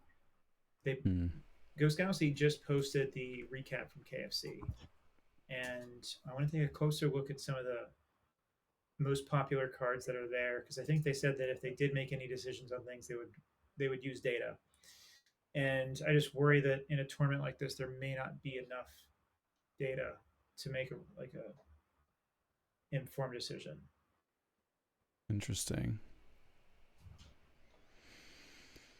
I don't think Tranks Creed appears in their article at all, so it's not even like a top 10 card, but that's not surprising because it's rare. So I don't know what data they might have that would tell them to change it, but I do think that card is going to get an errata. Yeah. Interesting. Went with a. I have no idea what I should ban here. Maybe if I ban small time into. Okay. Yeah, putting on the spot. You usually would practice, right? Yeah.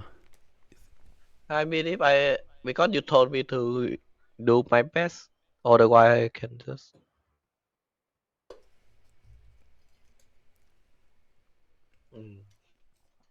I'm curious what I'm curious to hear after this what you think my second ban should have been, or if you were surprised by my safe. Yeah. I haven't know yet. So. No, I am not surprised at your set. I think your Amber Sky is a really good pet against my deck. But now I have to think about your second ban. My second ban. Mm-hmm. I'll allow it.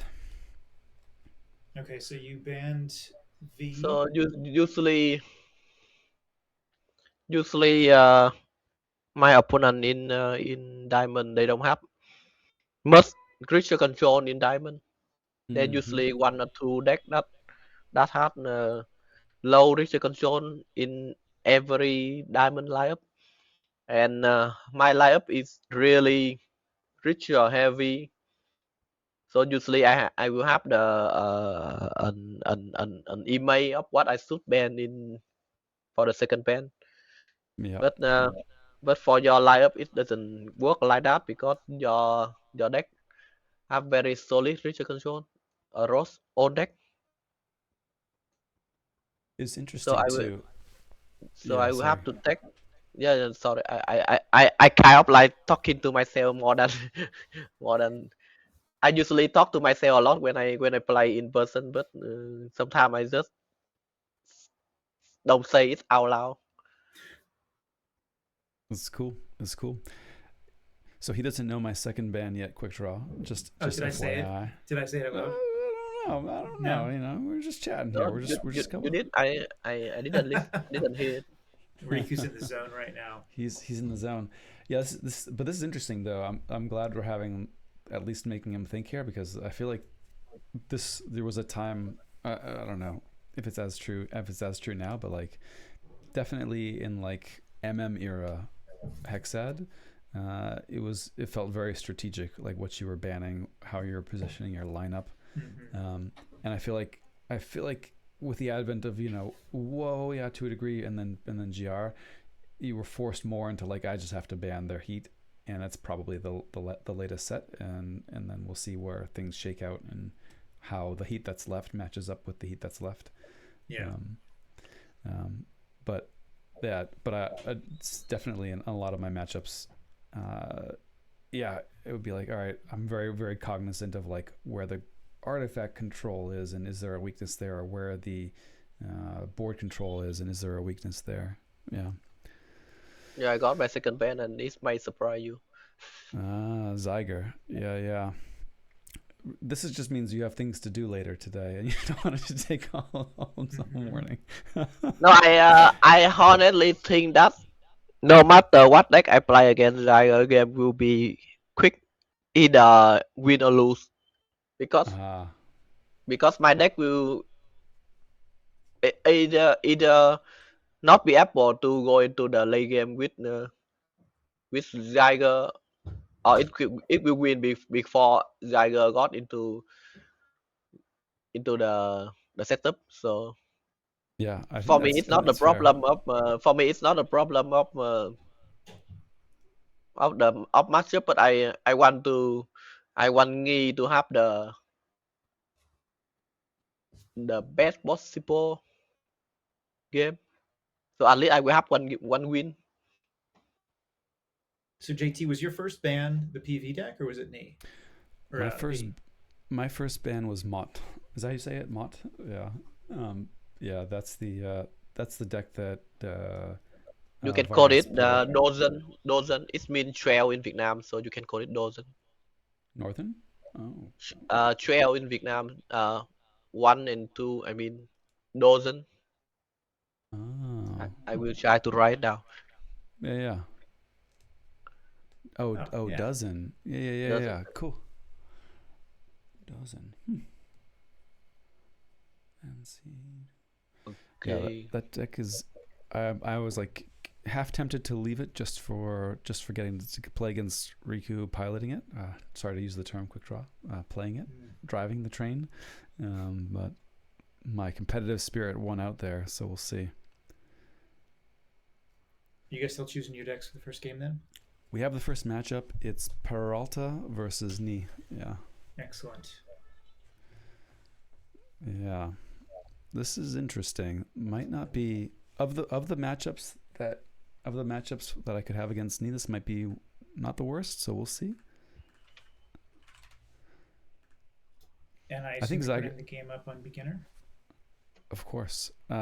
Yeah, I think Zyger was a fine ban. I mean, with Purge with the jar, there's like always the chance that the jar and the Purge lines up right, uh, and it can steal a game. All right, game going in beginner, and the password is sloppy.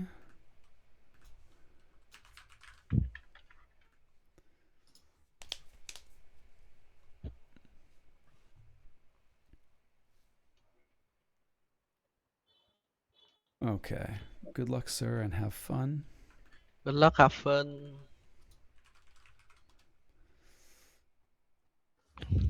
Oh, All right.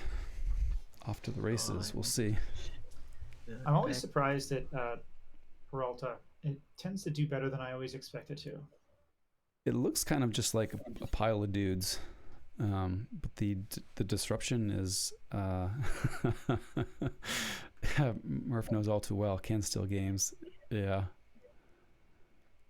Peralta has like the right mix of disruption to face off with a lot of the GR that's out there.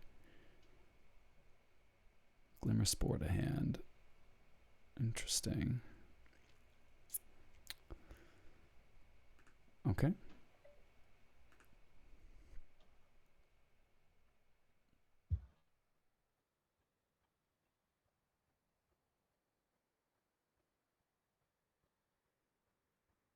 That's a very good start.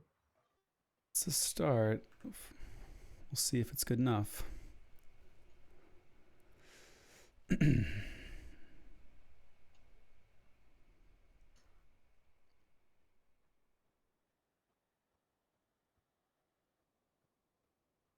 It doesn't look like Peralta has a few of the answers that you might want for this. You got some archive hate. Some archive hate, some hand disruption. Maybe I'll get a timely wipe of the archives and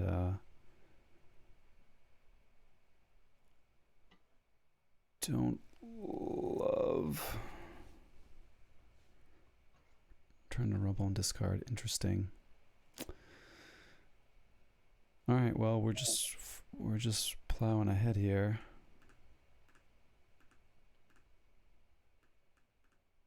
Ooh, the other riot already. Dang. Riku, are you nervous? Sorry. Oh, Are you nervous? I think it's a normal day for me. For him it's just Tuesday, although it's probably Wednesday. Yeah.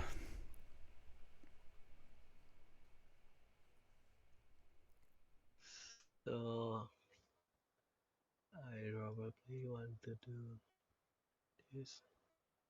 Yeah. Then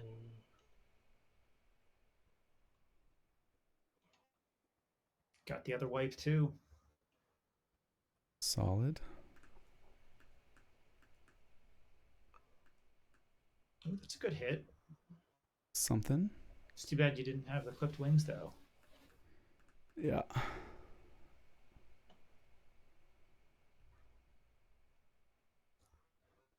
May have been better off discarding the suspend demander there, but I don't know.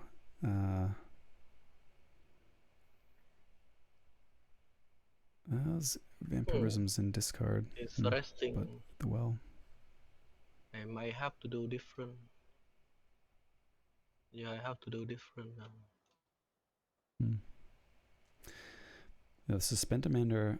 Yeah, playing is a mistake. I think it's probably a mistake. Give him a target for the energy vampirism, and he's not going to be playing No, dudes for I me to think it's swing into. okay.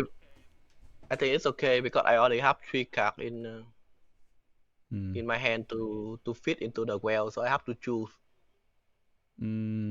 Gotcha. I mean, for the future round, it's true that you should not play a richer, but for now it's good enough. Yeah. Because I don't know if I could take the energy vampirism right now. Let me think for a second, for a minute.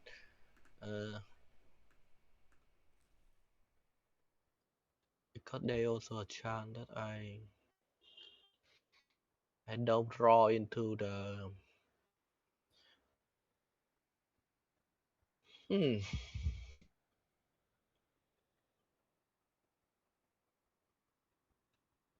Maybe this. Okay. So I will need this. Oh, I make a mistake already. Yeah.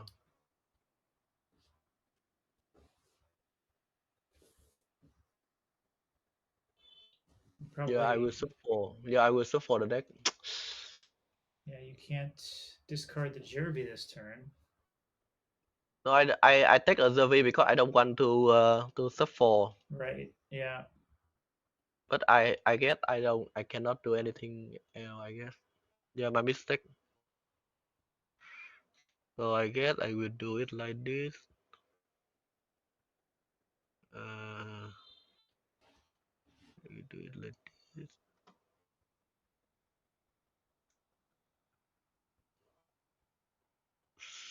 So I will have to do different now.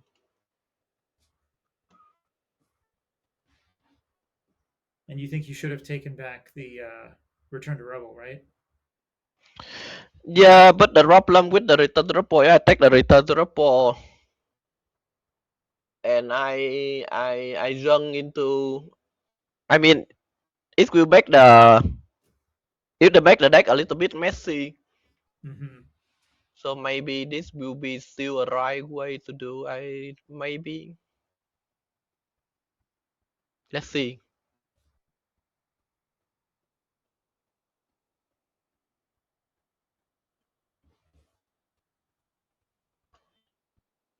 Yeah, maybe I should have called Gistoy last turn. I think I could have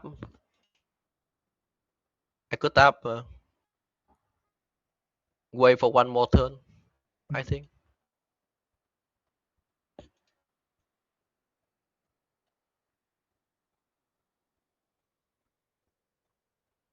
Because it does create a little bit of an opening for you, JT.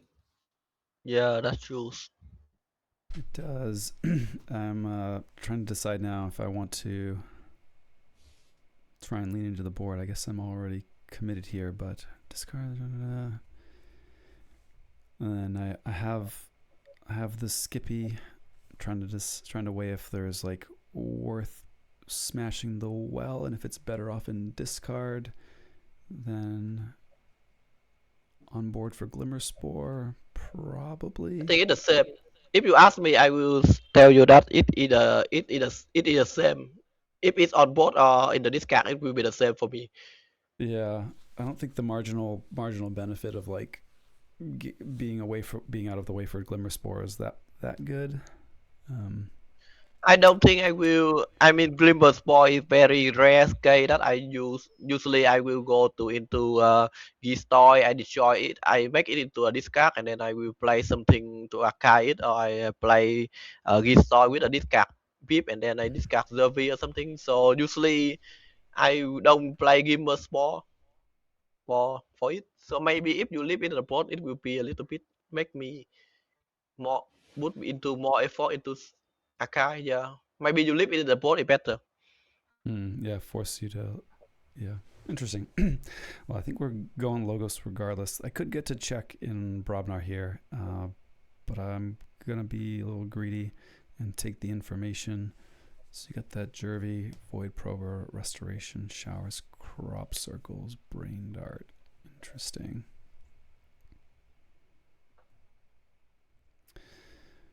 Yeah.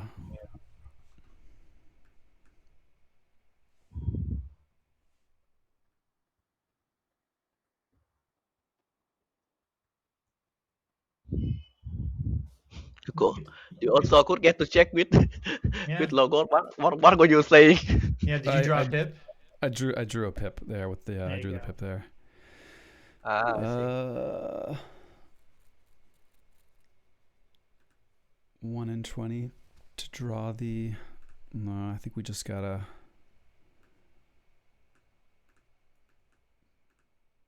Archive there. Okay. Cool. Okay. Yeah, maybe I will play Ma here. Here comes a But Glimmer Spore off the top. No. We saw the hand. Yeah. but surprising enough, I think I will take my Archive. Okay. Probably just protecting them then. Yeah, that's fair. Mm-hmm. That's a big swing. Yep. It's pretty okay.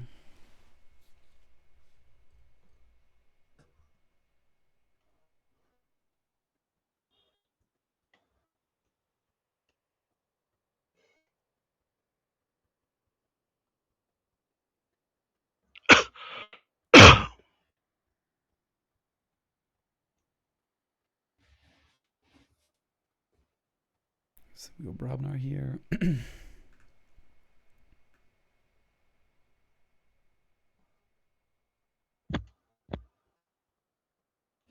Get a Reap. Interesting. Get another one. Hmm.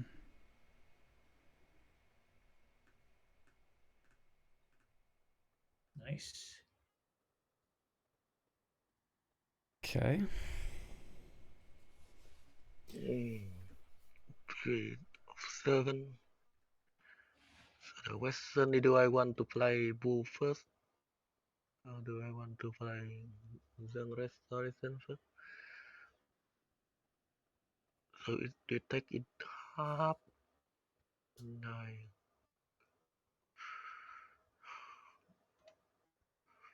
Maybe it will be Bull first. Okay, not bad. Oof. Point Dang. to no Gistoy. Yeah. Just a creature that you didn't want. Okay, Ooh. so Oh, that's so brutal. Brutal. Nice. no. I still have to think what I want to take here. Mm-hmm. They're good options, though. Would love to see all of those in the first boo. If I don't take return to repo, it means that I will not be able to loop again. But I take energy vampirism, then maybe I have to take return to repo. I have to. And then I hope no. I have to take the Indian somewhere, but no. So maybe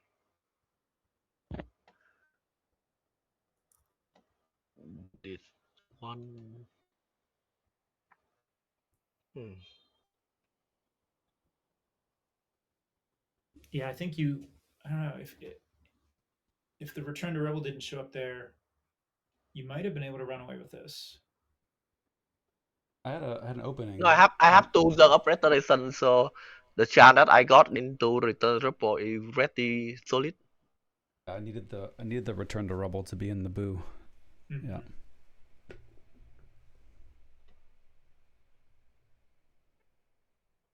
Yep. Nice.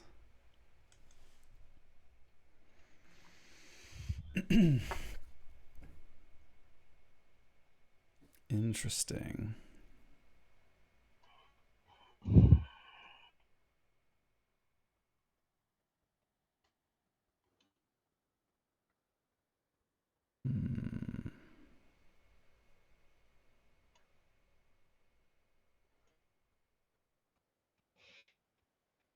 Hmm.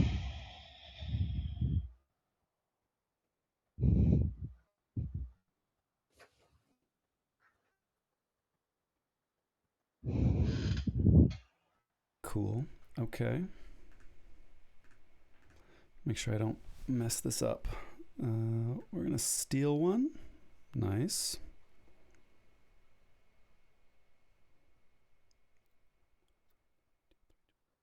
Cool.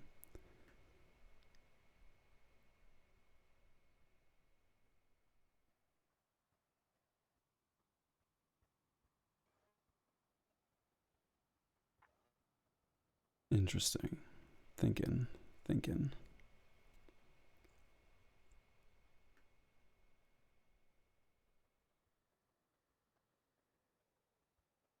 I guess it's probably worse, Riku. It'd be worse for you if he hit junk restoration, right? Y- yeah, what? Sorry. It would be worse for you if he had hit junk restoration instead of in here somewhere, right?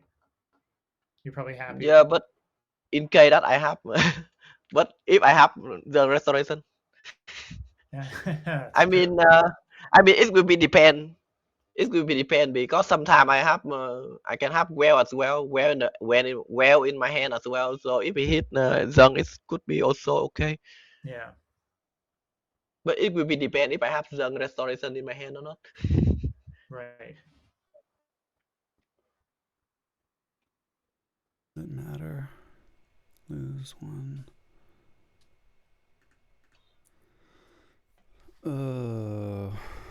I think I have to do it, unfortunately. 1, 2. I have some interesting plays because I'm gonna discard the Infernal Terran, which is gonna scrap a Skippy. I could use the Plow Sword to shuffle something back, but I think I need to cauterize the Plow Sword. Otherwise, I'm gonna be struggling to stop your check next turn regardless. 2,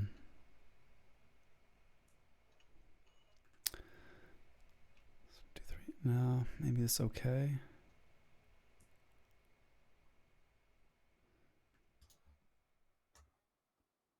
Get those steel 3, that's fine. Alright, cauterize here.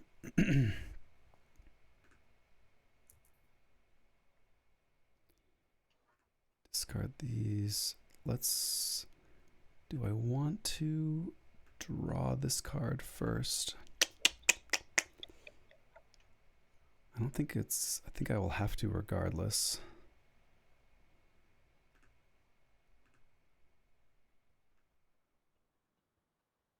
Gum up your discard pile? Or your draw pile?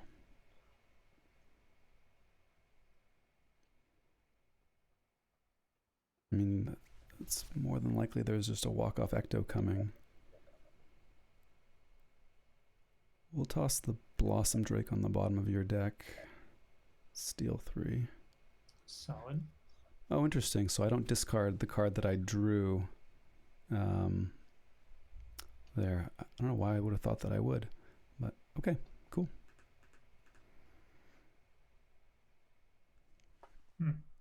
That's interesting. I kind of thought you would too.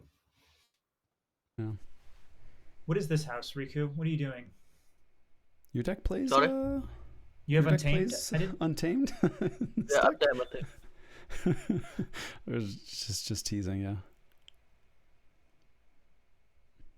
Because you, yeah, I think damn it. Oh no.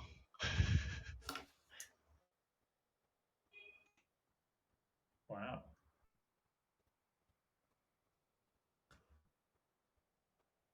I mean, I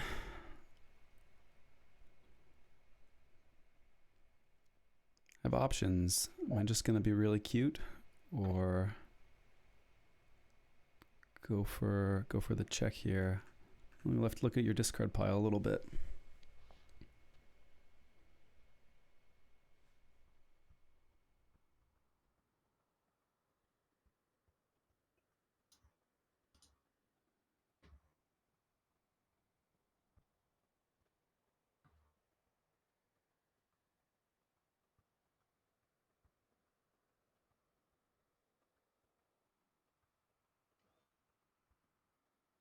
Riku, how often would you say you play a game with this deck where you never call Untamed?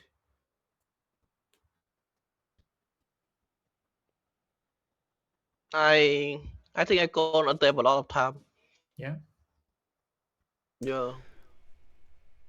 I This mean, feels it's true that the untap is the worst how in the deck, but sometimes you can you have to call untap. It but yeah, I think about one every 6 turn or something. We gotta go dis. We're gonna purge that ecto charge out of hand, or just steal 2. Steel, extra steel doesn't matter, and it amounts to the same if I hit a Geistoid, but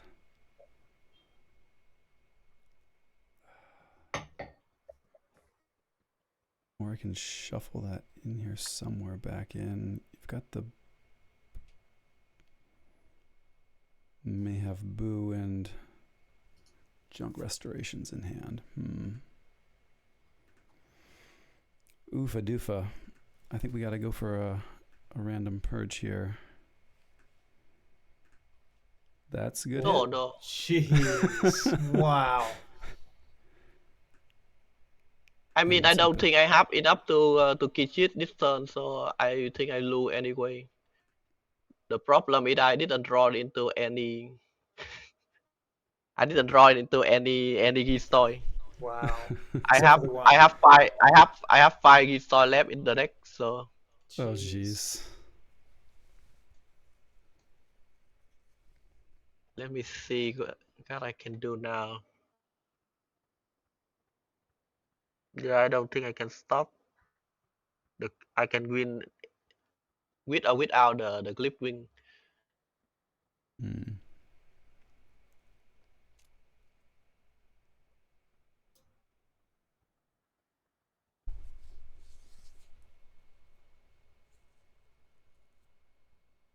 I can get this one back.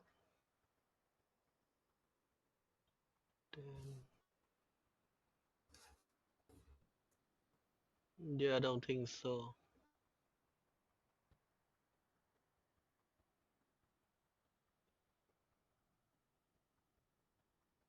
Yeah, I don't think so. Yeah, I get I make a mistake at the Gistoy turn that I didn't loop. I didn't loop it. I should have wait for one more turn. I don't. I am not. I was not in interest. So Yeah. good game. Oof. You play. Good game. Good game, guys. Yeah. I got very lucky, but I'll take it. I'll take it. Yeah. Your other option was playing the cliplings just to shuffle the in here somewhere back into the deck, right? Yeah. So I could play the. So I guess there were 3, right? I could. I mean, it will be depend on what do I draw. What do I draw? If I draw into a lot of Gistoy, then I should be 5 except for but the problem is I didn't draw into any Gistoy. Yeah. But the turn where I go Gistoy and I didn't loop make the deck make me slow about 2 turn slower.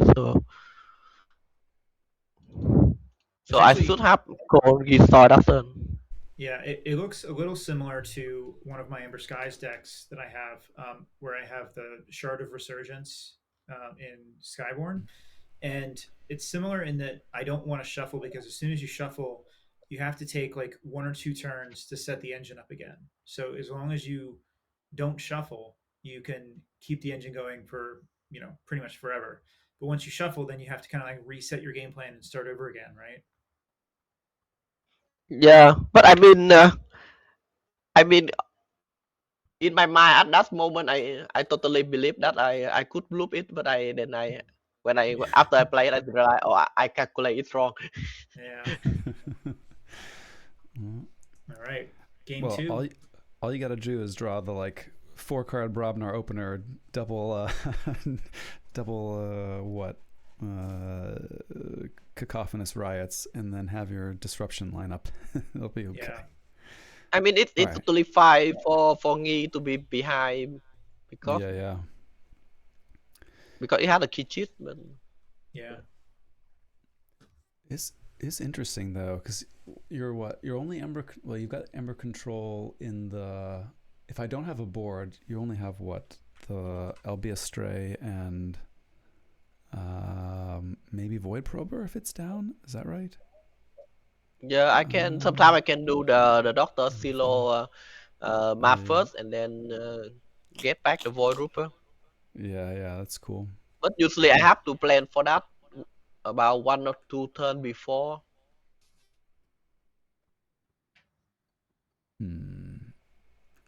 Okay, interesting one here then.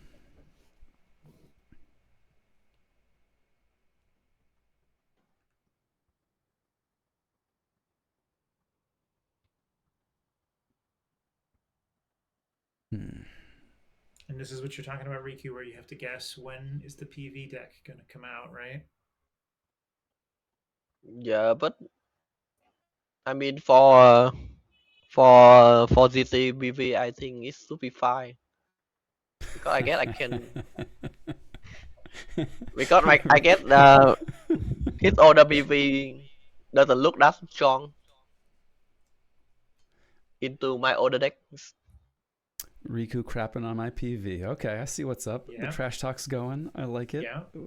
I will say, I think this PV, well, I think it punches harder than it looks on paper. Yeah, but we'll see, or maybe we won't. Maybe I'll leave it on the bench. I was hoping you would ban it. I mean if you don't have artifact control and you are not rushing, I can also play I can also play Leculum Mm-hmm. and OTK. Yup, that's also a thing. Well, there's a rematch waiting for you, JT, in the TCO game. Oh wait, rematch? Rematch and change decks. Oh, with new decks. Oh, wow. Oh, what are we playing? Oh, we got the PV deck versus Blum. Okay, nice, cool. All right, let's see what we got. Good luck, have fun. Good luck, have fun. So this is a Chinese deck. Yeah, Is there a story to how you acquired this one? no, not really. I just trying to find a deck that I will bring to KFC, and then I found this one in the in top A of Shanghai World Tour, and I reached out to buy it. But it it's stuck in Vietnamese custom for about 3 months or something. Mm. Jeez, it looks pretty silly with the Maverick Imperial Scudam. Mm-hmm. That Scudam's really cool. Malaria, nice. But you win against it before. Withdraw. You win against it deck. Did I play against this one? Yeah, and you win against it. I don't remember. Was this one of the games we played at KFC, or was this in the No, no. Hexa? In our headshot, in our headshot practice. Oh, I don't remember you having the Imperial Scudam and Atrocity. Oh Maybe wait, this maybe was. not. Oh yeah, maybe not. Yeah, not. No, I don't think I played against this before. Why? What? Why are you doing this to my Valeria? It's just a. It's just a poor dinosaur. You know, I don't know. Just got to think for dinosaurs. What can I say? Uh, Time, yeah, shift. I always mess Interesting. this up in TCO. Yeah. Mm-hmm. So the enemy have to destroy. Okay, try. Okay, I got it right. There's so many things in TCO, like where a misclick can do something that you would never do in real life. Like you would never screw it up, but the way the TCO prompt is, there's a chance for choosing incorrectly. Yeah, because they ask like for the tectonic shift, they ask very weird question. What do you want to keep? What do you want to destroy? And then they will ask the same thing for opponent. Oh, okay.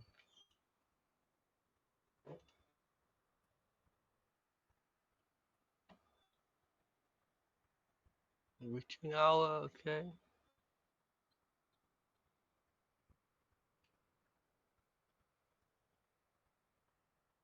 Interesting. Malaria, I nice. don't think I have anything right now, so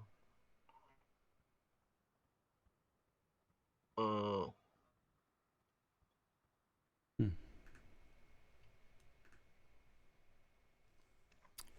Fate laughs at your plans.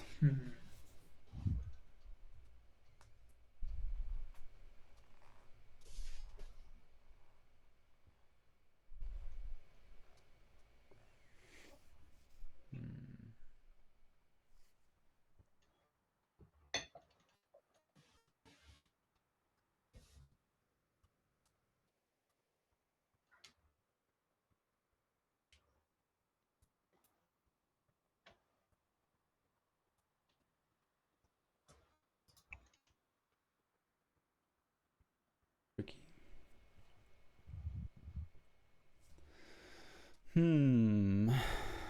That's tricky. What do you think that could be under that fate laughs at your plans? I mean, there are things. I think I'm most worried about reiteration. Always. But I think the other things I don't mind a ton. I'm trying to think though if I want to do some modest witch things now or wait to do some more significant witch things later. Or maybe no witch things at all, depending on how that reiteration goes. Or maybe none at all. It's a possibility too. Riku, while he's pondering his witches, do you have any plans for New Year's? Sorry? Do you have any plans for New Year's tonight? For New Year, you mean? Yeah. Yeah, we will travel tonight in the evening, and then we have a what do you what do you call that? A countdown, end year countdown on the way to. Nice. Yeah. Okay.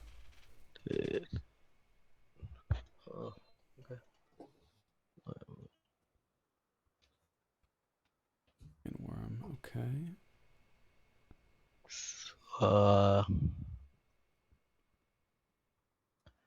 I don't want you to play Richard.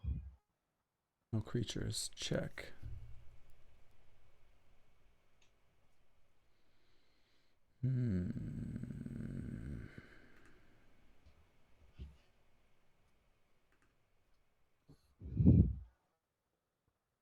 Okay, we'll make a key. I don't mind keys.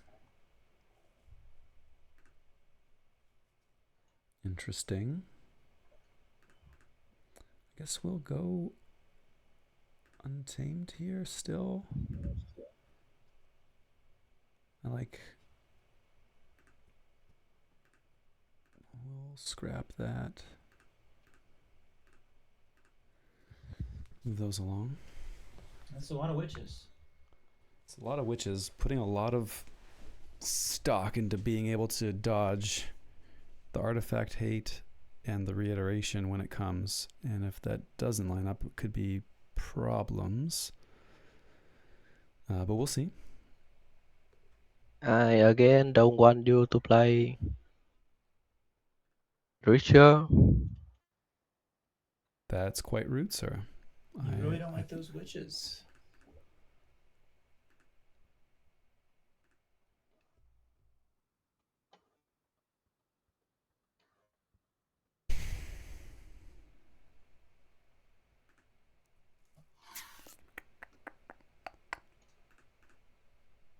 Okay.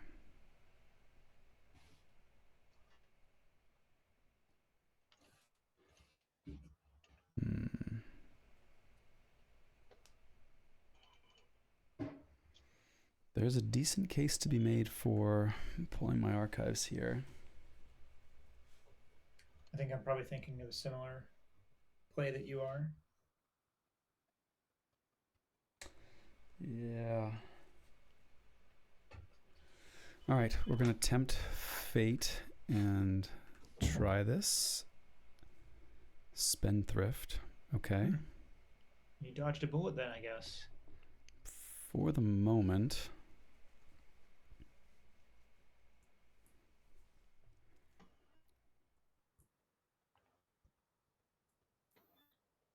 I'm going to play this Hallowed Festival. Naturally.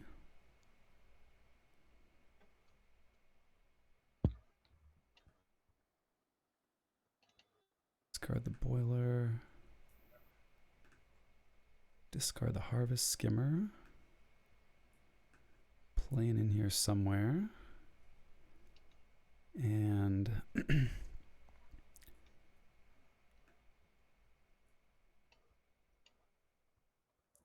we'll grab that Ecto Charge.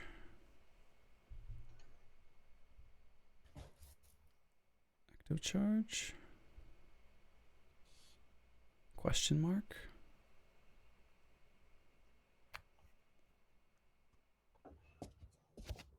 And something that's not an action.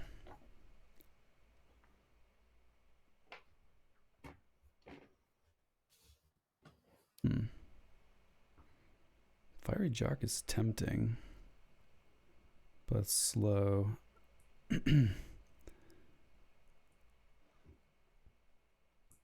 think we'll take the Grim Reaper. Okay. Nice I to have just an answer realized there. why Ectojack and Grim Reaper in your deck have the anomaly achievement. What's that? Oh yeah, yeah, the What? anomaly pair. yeah. Why? As opposed to something different. Oh, why they have the anomaly treatment? Good question. I don't know. Wait, for me, they're just gray. They're just blank. They're gray, but they both have the anomaly borders. Oh, I see what you're saying. Yeah. Yeah. Oof. Untamed. Trust your feelings. That's a reiteration.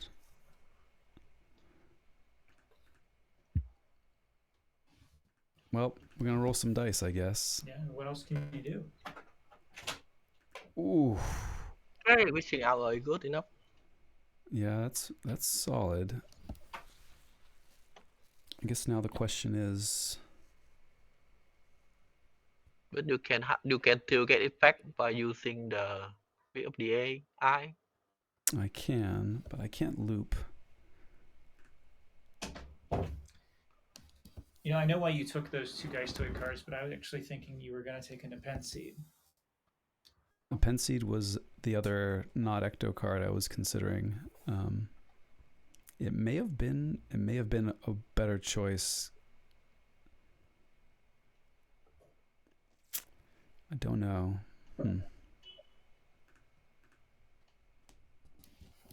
Debating right now if I should need to take my archives to not flip next turn. That's kind of what we're at. I think I should take them and then make sure I end with at least one of these witches in hand. 5. Yes. Okay.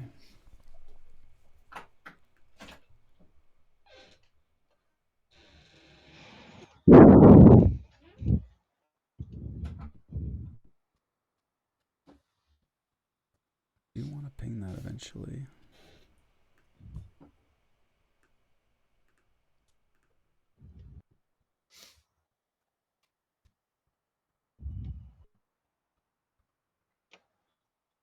So Witching Hour gets me Joda Shaman.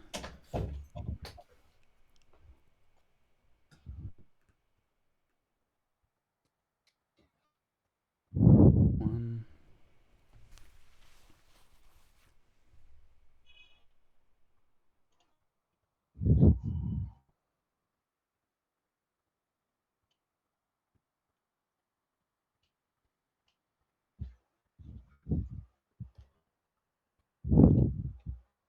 It's tricky. Sorry, being slow here.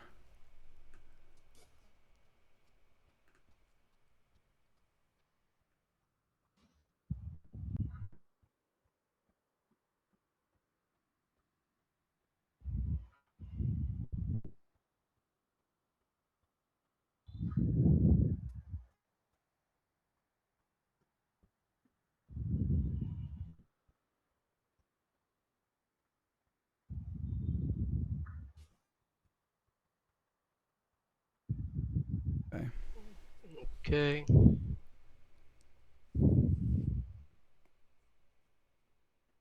Hmm.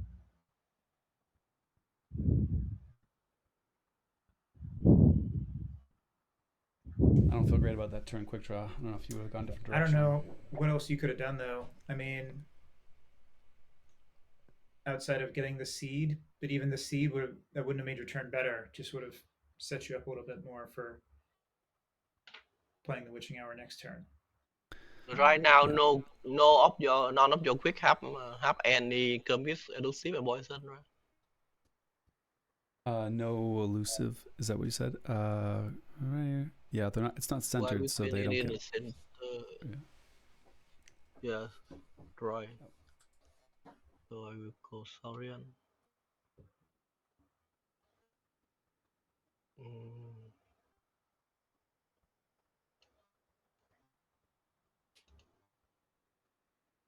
okay, that's good enough for me.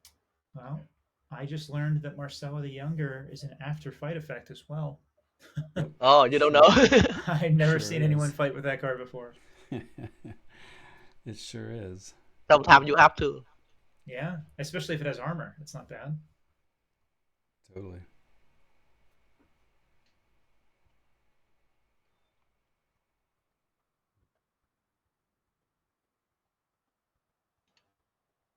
Interesting.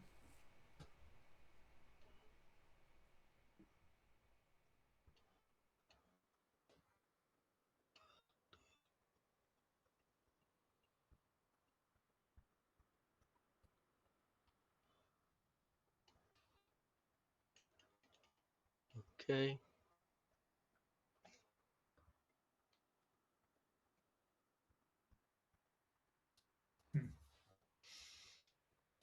Now I am more worried about Spendthrift. That's true. I mean, got to be worried about everything right now. Yeah.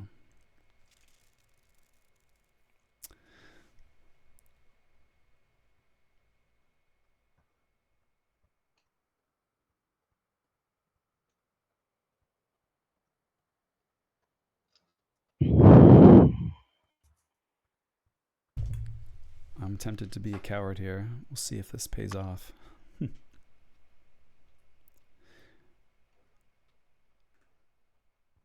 I'm not sure what being a coward means in this situation.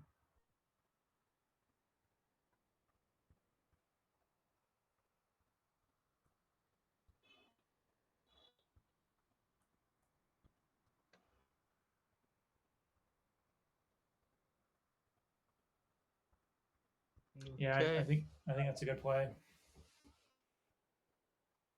We'll see. It's a bummer that you can't get the Ember back with the Grim Reaper killing Mm-hmm. Marcella, but I don't think you could risk it. It was, gosh, so parallel thinking, nice. Oof. Yeah, it would have been, I don't know, Oh tricky. no. That.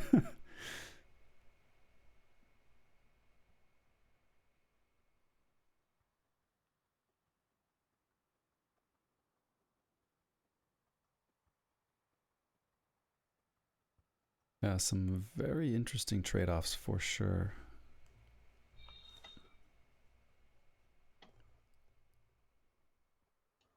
Each action as your last.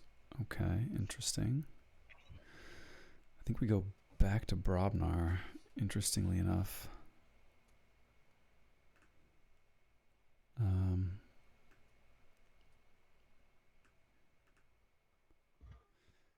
We will have to risk that.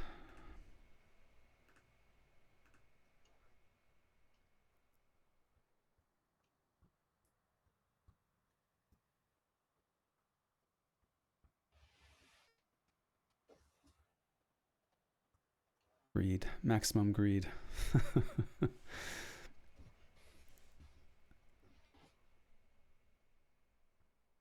Interesting. I mean, avoiding the prophecies is always good. Here comes the atrocity, Atrocity though. always in the bottom of the deck. Yep. I avoided it for this long. I don't know if I'm getting it. Brobnar? Okay, I'll take the Brobnar. Yeah. I will...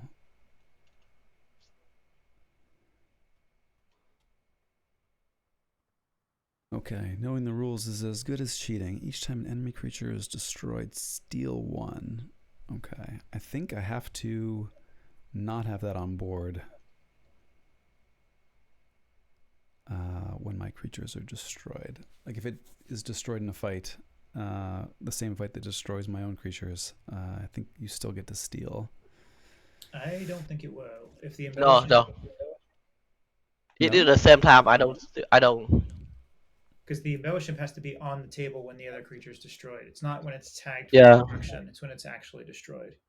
Hmm. When the destroy kind of resolves, if you will. Not when it's tagged. Yeah. All right, we're gonna risk it for that, and we'll see. Okay. Alright, I forgot that. I forgot that can. The splash, yeah. Okay. Interesting.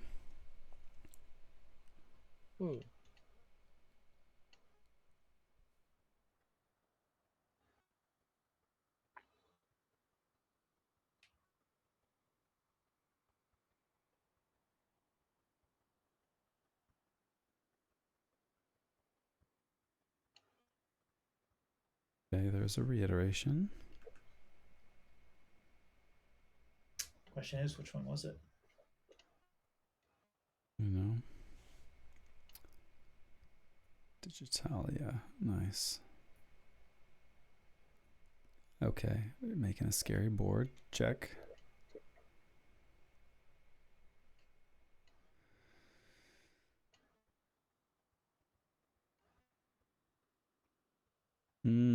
Nice.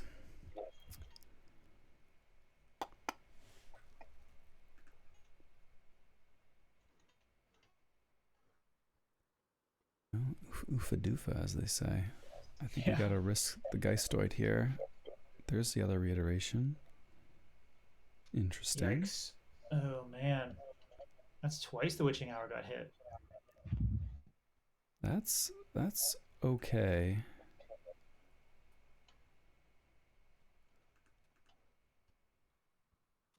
If you say so. I mean, it might be too late anyway to get it.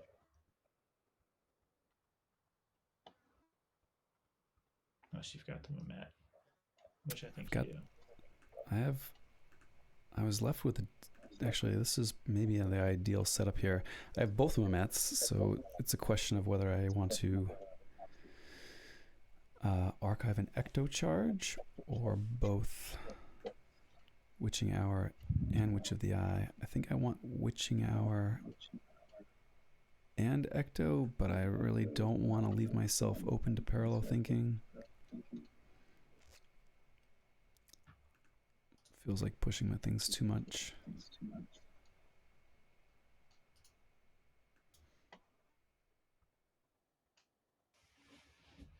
So we will take those both. Oh, You make really a dumb. mistake. I made a mistake. Yeah, You make a mistake big, because your Reaper will not be ready, and you cannot archive with in here somewhere as well. This was a mistake for sure. Oofa doofa. So wait, you're saying you could have played the Grim Reaper first? Yeah, and had Covet come in ready. Yeah. So and that was a got mistake. Rid of the Shah. Yep. Dang.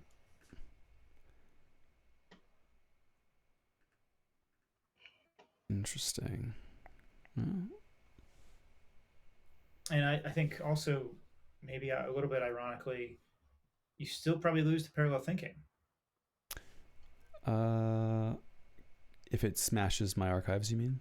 Yeah. for no steal? It may.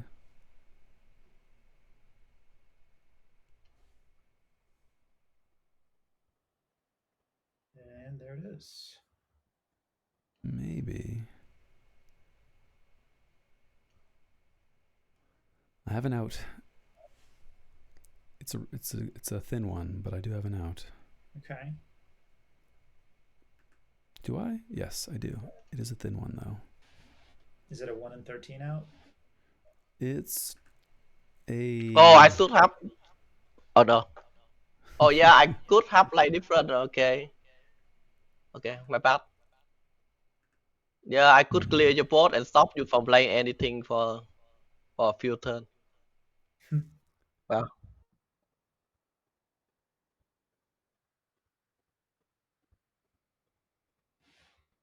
Well, I'm curious what the out is. I guess if you High Load Eve hits 3. One? Just one. Yeah. Okay, that's not gonna do it. All right. And then yeah, I mean, I did have a very solid way to make sure that I win, but I did not. Was it good playing 2 game. Well Traumatic played. Echoes? Yeah, I can lead the Gistoy board, and then I can play 2 Chromatic Echo to repair for the future turn. Mm-hmm. Good game, well played. Interesting. Yeah, I mean that was a bad sequence, very bad sequencing turn. Oofa doofa on my part to not play the Reaper first. Wow. Yeah, because if you can go to 7, the, I may not be able to stop you. Yeah, I think if you go to 7 there as well and you purge the Captain Cha, you make him use the parallel thinking on your deck. For value. Yeah, going for value.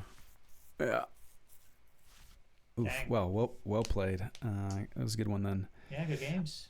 So that was bad sequencing there for sure. I feel good about the turn when I was on empty deck and then went Brobnar. Yeah, that turned out really nice. Which was a tough call, but nice one, sir. All right. Well, it's gonna come down to the last one. Mm-hmm. We knew, although Riku's been saving left Coulomb for the end for me. I know. We'll see. We'll see. Oh no, leaves left Coulomb on the bench. Okay. Wow. Okay, cool. Shake.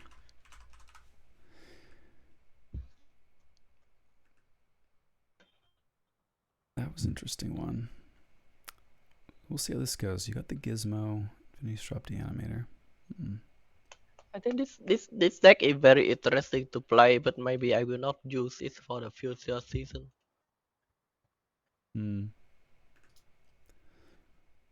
Okay, good luck, have fun. Good luck. Have fun, guys. Amber Skies and PV. Okay. Eureka. It's a great start. Cool. Yeah. Riku, is Eureka the best first turn going first card in the game? I think the best card is what is the new one from Logot? Unity Prism. Yeah. It's the reason. Yeah.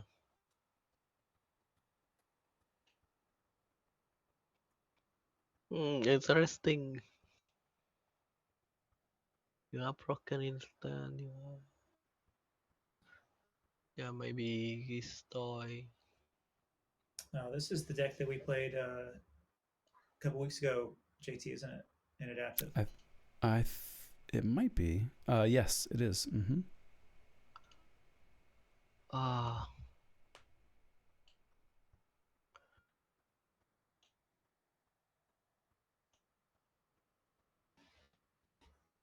Hmm.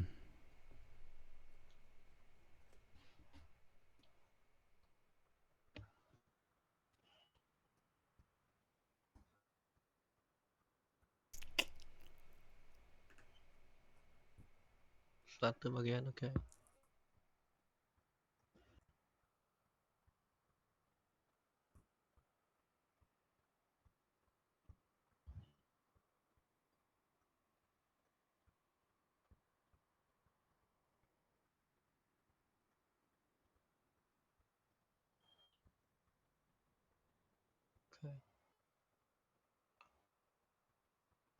Okay.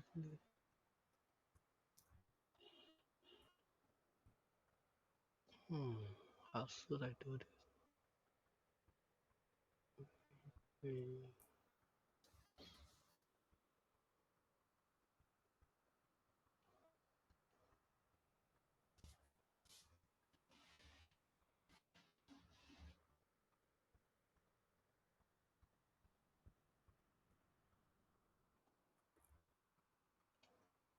Cool.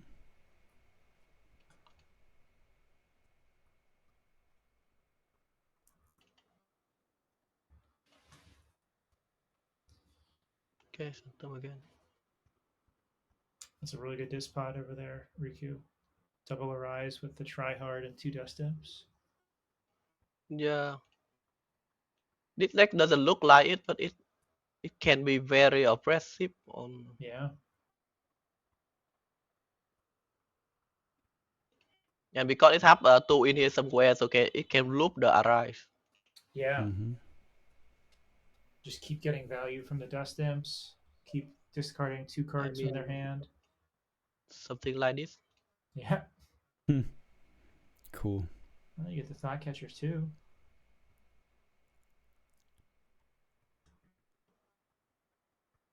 Wow. Neat. Oof. 2 vapor imps are so brutal. Hmm. So yeah, despite this deck doesn't have much creature control, but its own way have a board for opponent to try to clear. Oh shoot.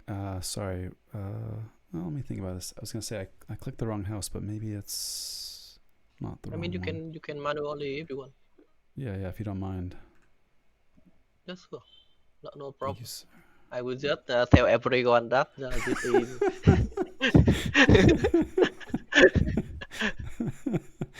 As you should. As you should. Okay, hello. Okay.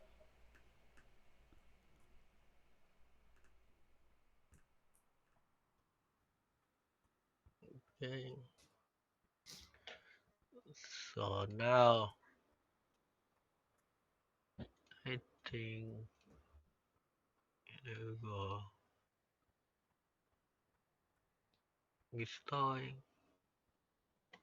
Man, a bunch of duds you have over there. Does this deck just not have that many fate effects? Not a ton.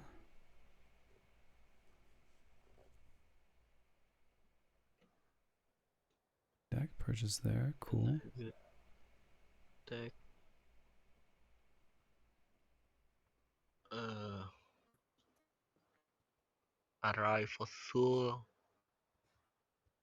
What do I want to? Wait, how many cards I have left? Yeah, arrive for sure, and then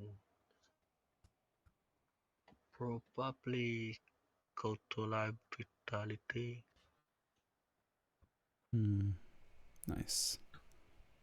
And you've got 2 in here somewheres in there as well, which is just great for, I mean, doing this for as long as you need to, basically. Yeah, I mean I could archive in here somewhere that's turn, and then I will keep looping it. But Right. sometimes I believe that I can. I sometimes I believe that I will have to shuffle the deck sometime here, right? Yeah, here. Mm-hmm. Yeah, it's not like a perfect infinity loop, but it's long enough that you should be able to win the game.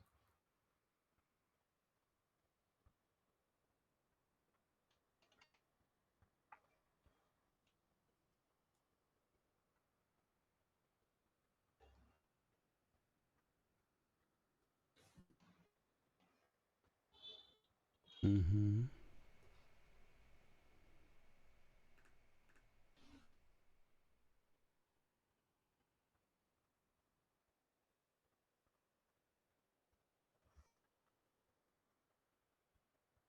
Okay.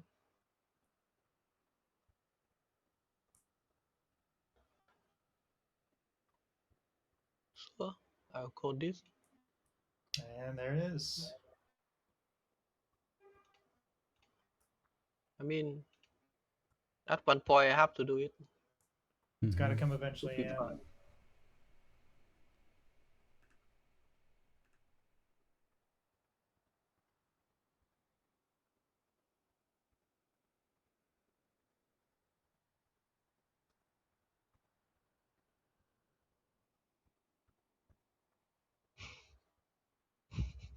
Probably better off with that in the. What do you have with the Sirin? Why you keep putting it into my deck?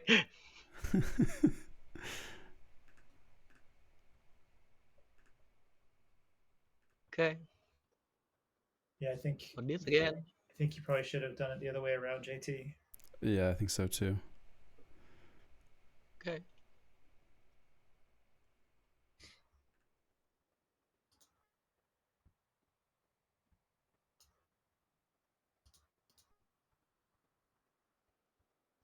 Maybe once more.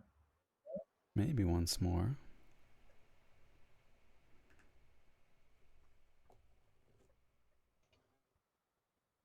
Hmm.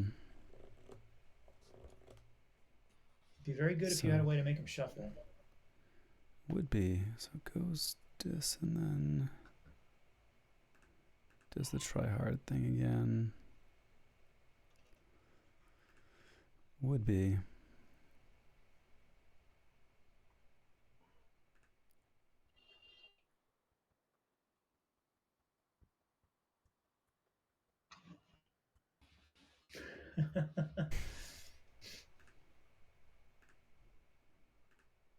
Okay.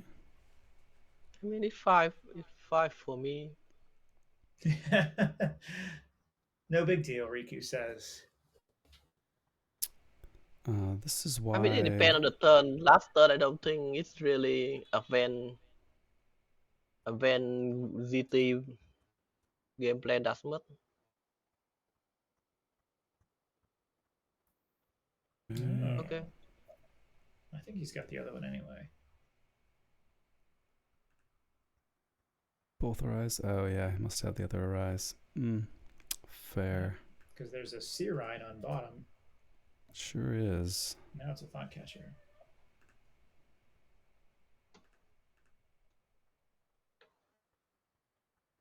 Sanctum Neighbor.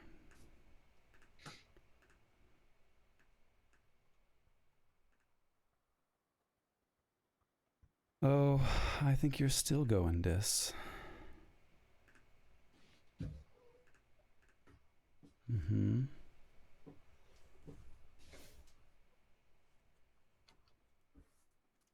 Yup.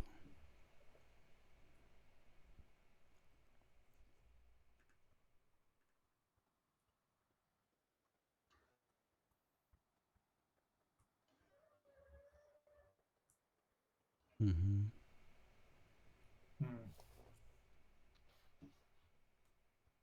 Wow. Okay, interesting. At least you get a key out of it. I did get a key out of it.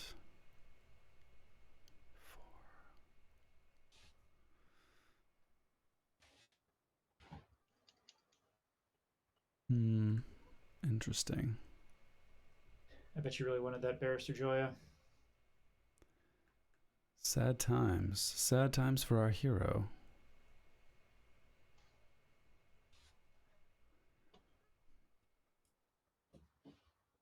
Already a friendly non-alien.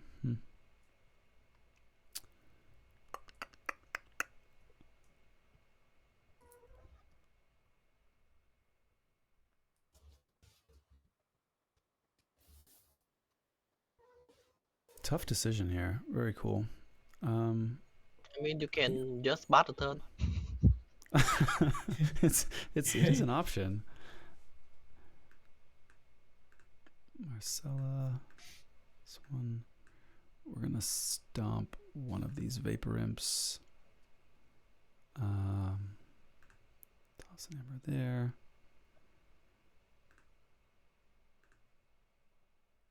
Fight the other one.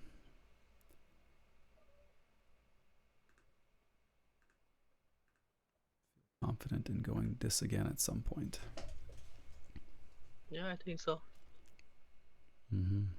Yeah, it's like you don't have any fate effects except for Cosmic Recompense.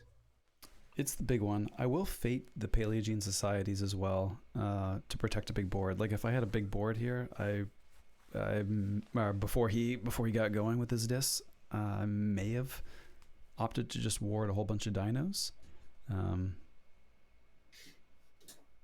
Paleogene, does it ward every creature? Wards your dudes. It's a one-sided Pax Soriana. Yeah. Wow, that's pretty good. Oh, I got the Arise back already, huh? No. But I have to fire your put. I have Fair to. enough. Yeah.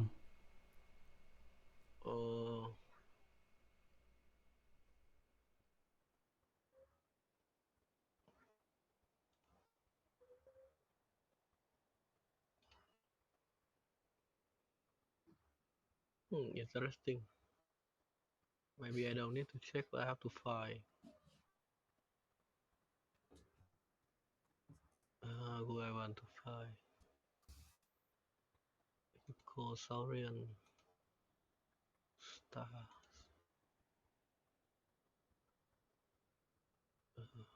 Difficult to say.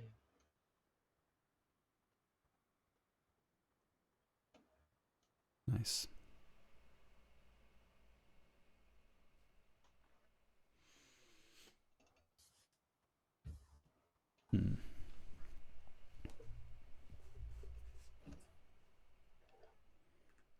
Wouldn't have minded not having those around, to be honest.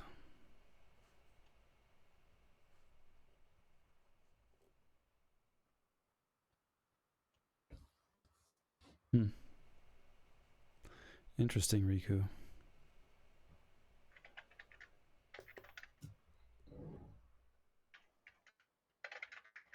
All right, we'll go Sanctum here still.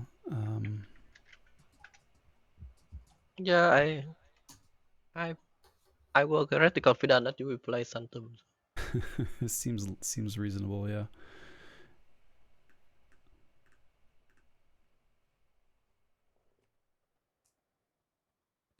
Okay. Put that guy on the bottom. It's good. It's strong. And I think I'm still most afraid of the disc call. We'll see. Okay, so destroy.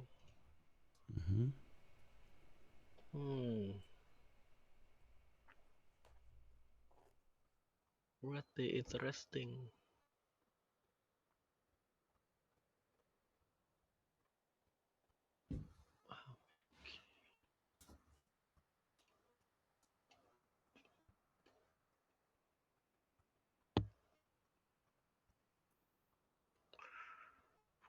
Oh. I'll play whatever easy first.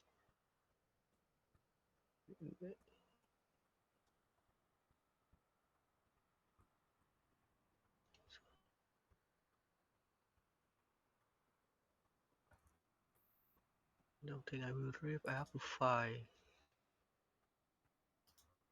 Yeah, I have to fight.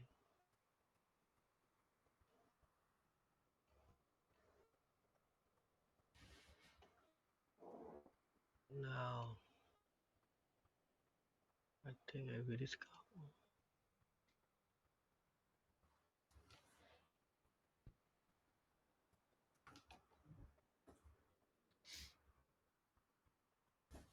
And then one more.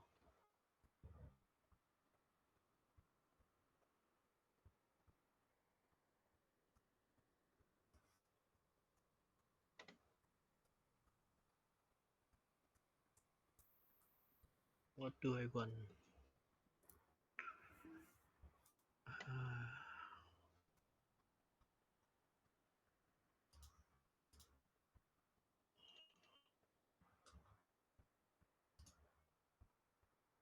What do I want here?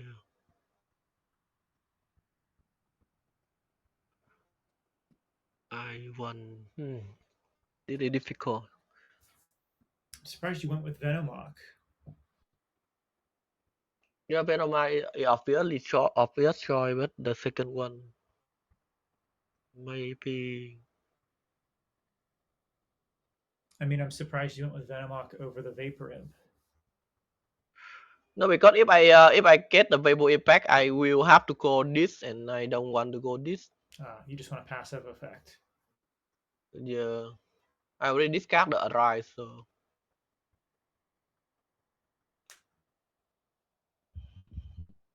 Okay.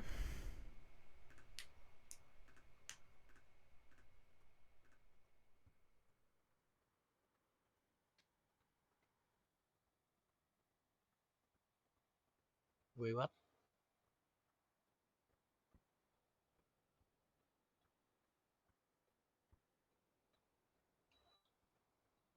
Oh, interesting. Yeah, I can stop. Cannot stop. Wow. Wait. Huh. Game well played. Good games. Why did you put the Galactic Tariff on your own creature? I was just playing it for the pip. It was just kind of in like Autoplay. autoplay for. I was like, he's got something up his sleeve. He can do something with that. But... No. It was like the recompense was coming, and I was just like, all right, we'll get the pips out. We'll play it out. Yeah. You put it under Forge Ahead. That's smart. I put it under Forge Ahead. Yeah. And Riku, you couldn't have stopped him anyway. I mean, if I have a turn, I can stop him. Yeah. Yeah. The turns are good. It turns out turns are good. Yeah, I only get to 6 exactly with both the star lines, but yeah, it's hard, impossible to tell which house can get me to check there. I had a Gleaming in the Cube under the Trust Your Feelings. This is the other solid fate effect. Yeah. Yes, it is. Well, yeah, I mean, if I call this the last turn, yeah, maybe I can. Maybe, I don't know. Depends on what Gleaming. I draw into a lot of logos, so maybe not a good turn.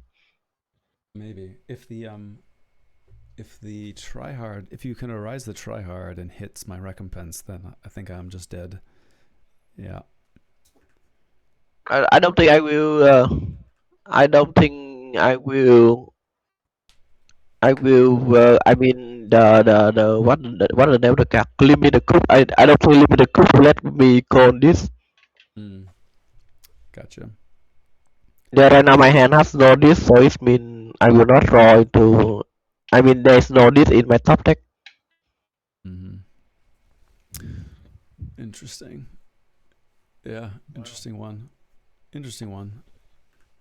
So, I guess Riku's gonna need some revenge soon.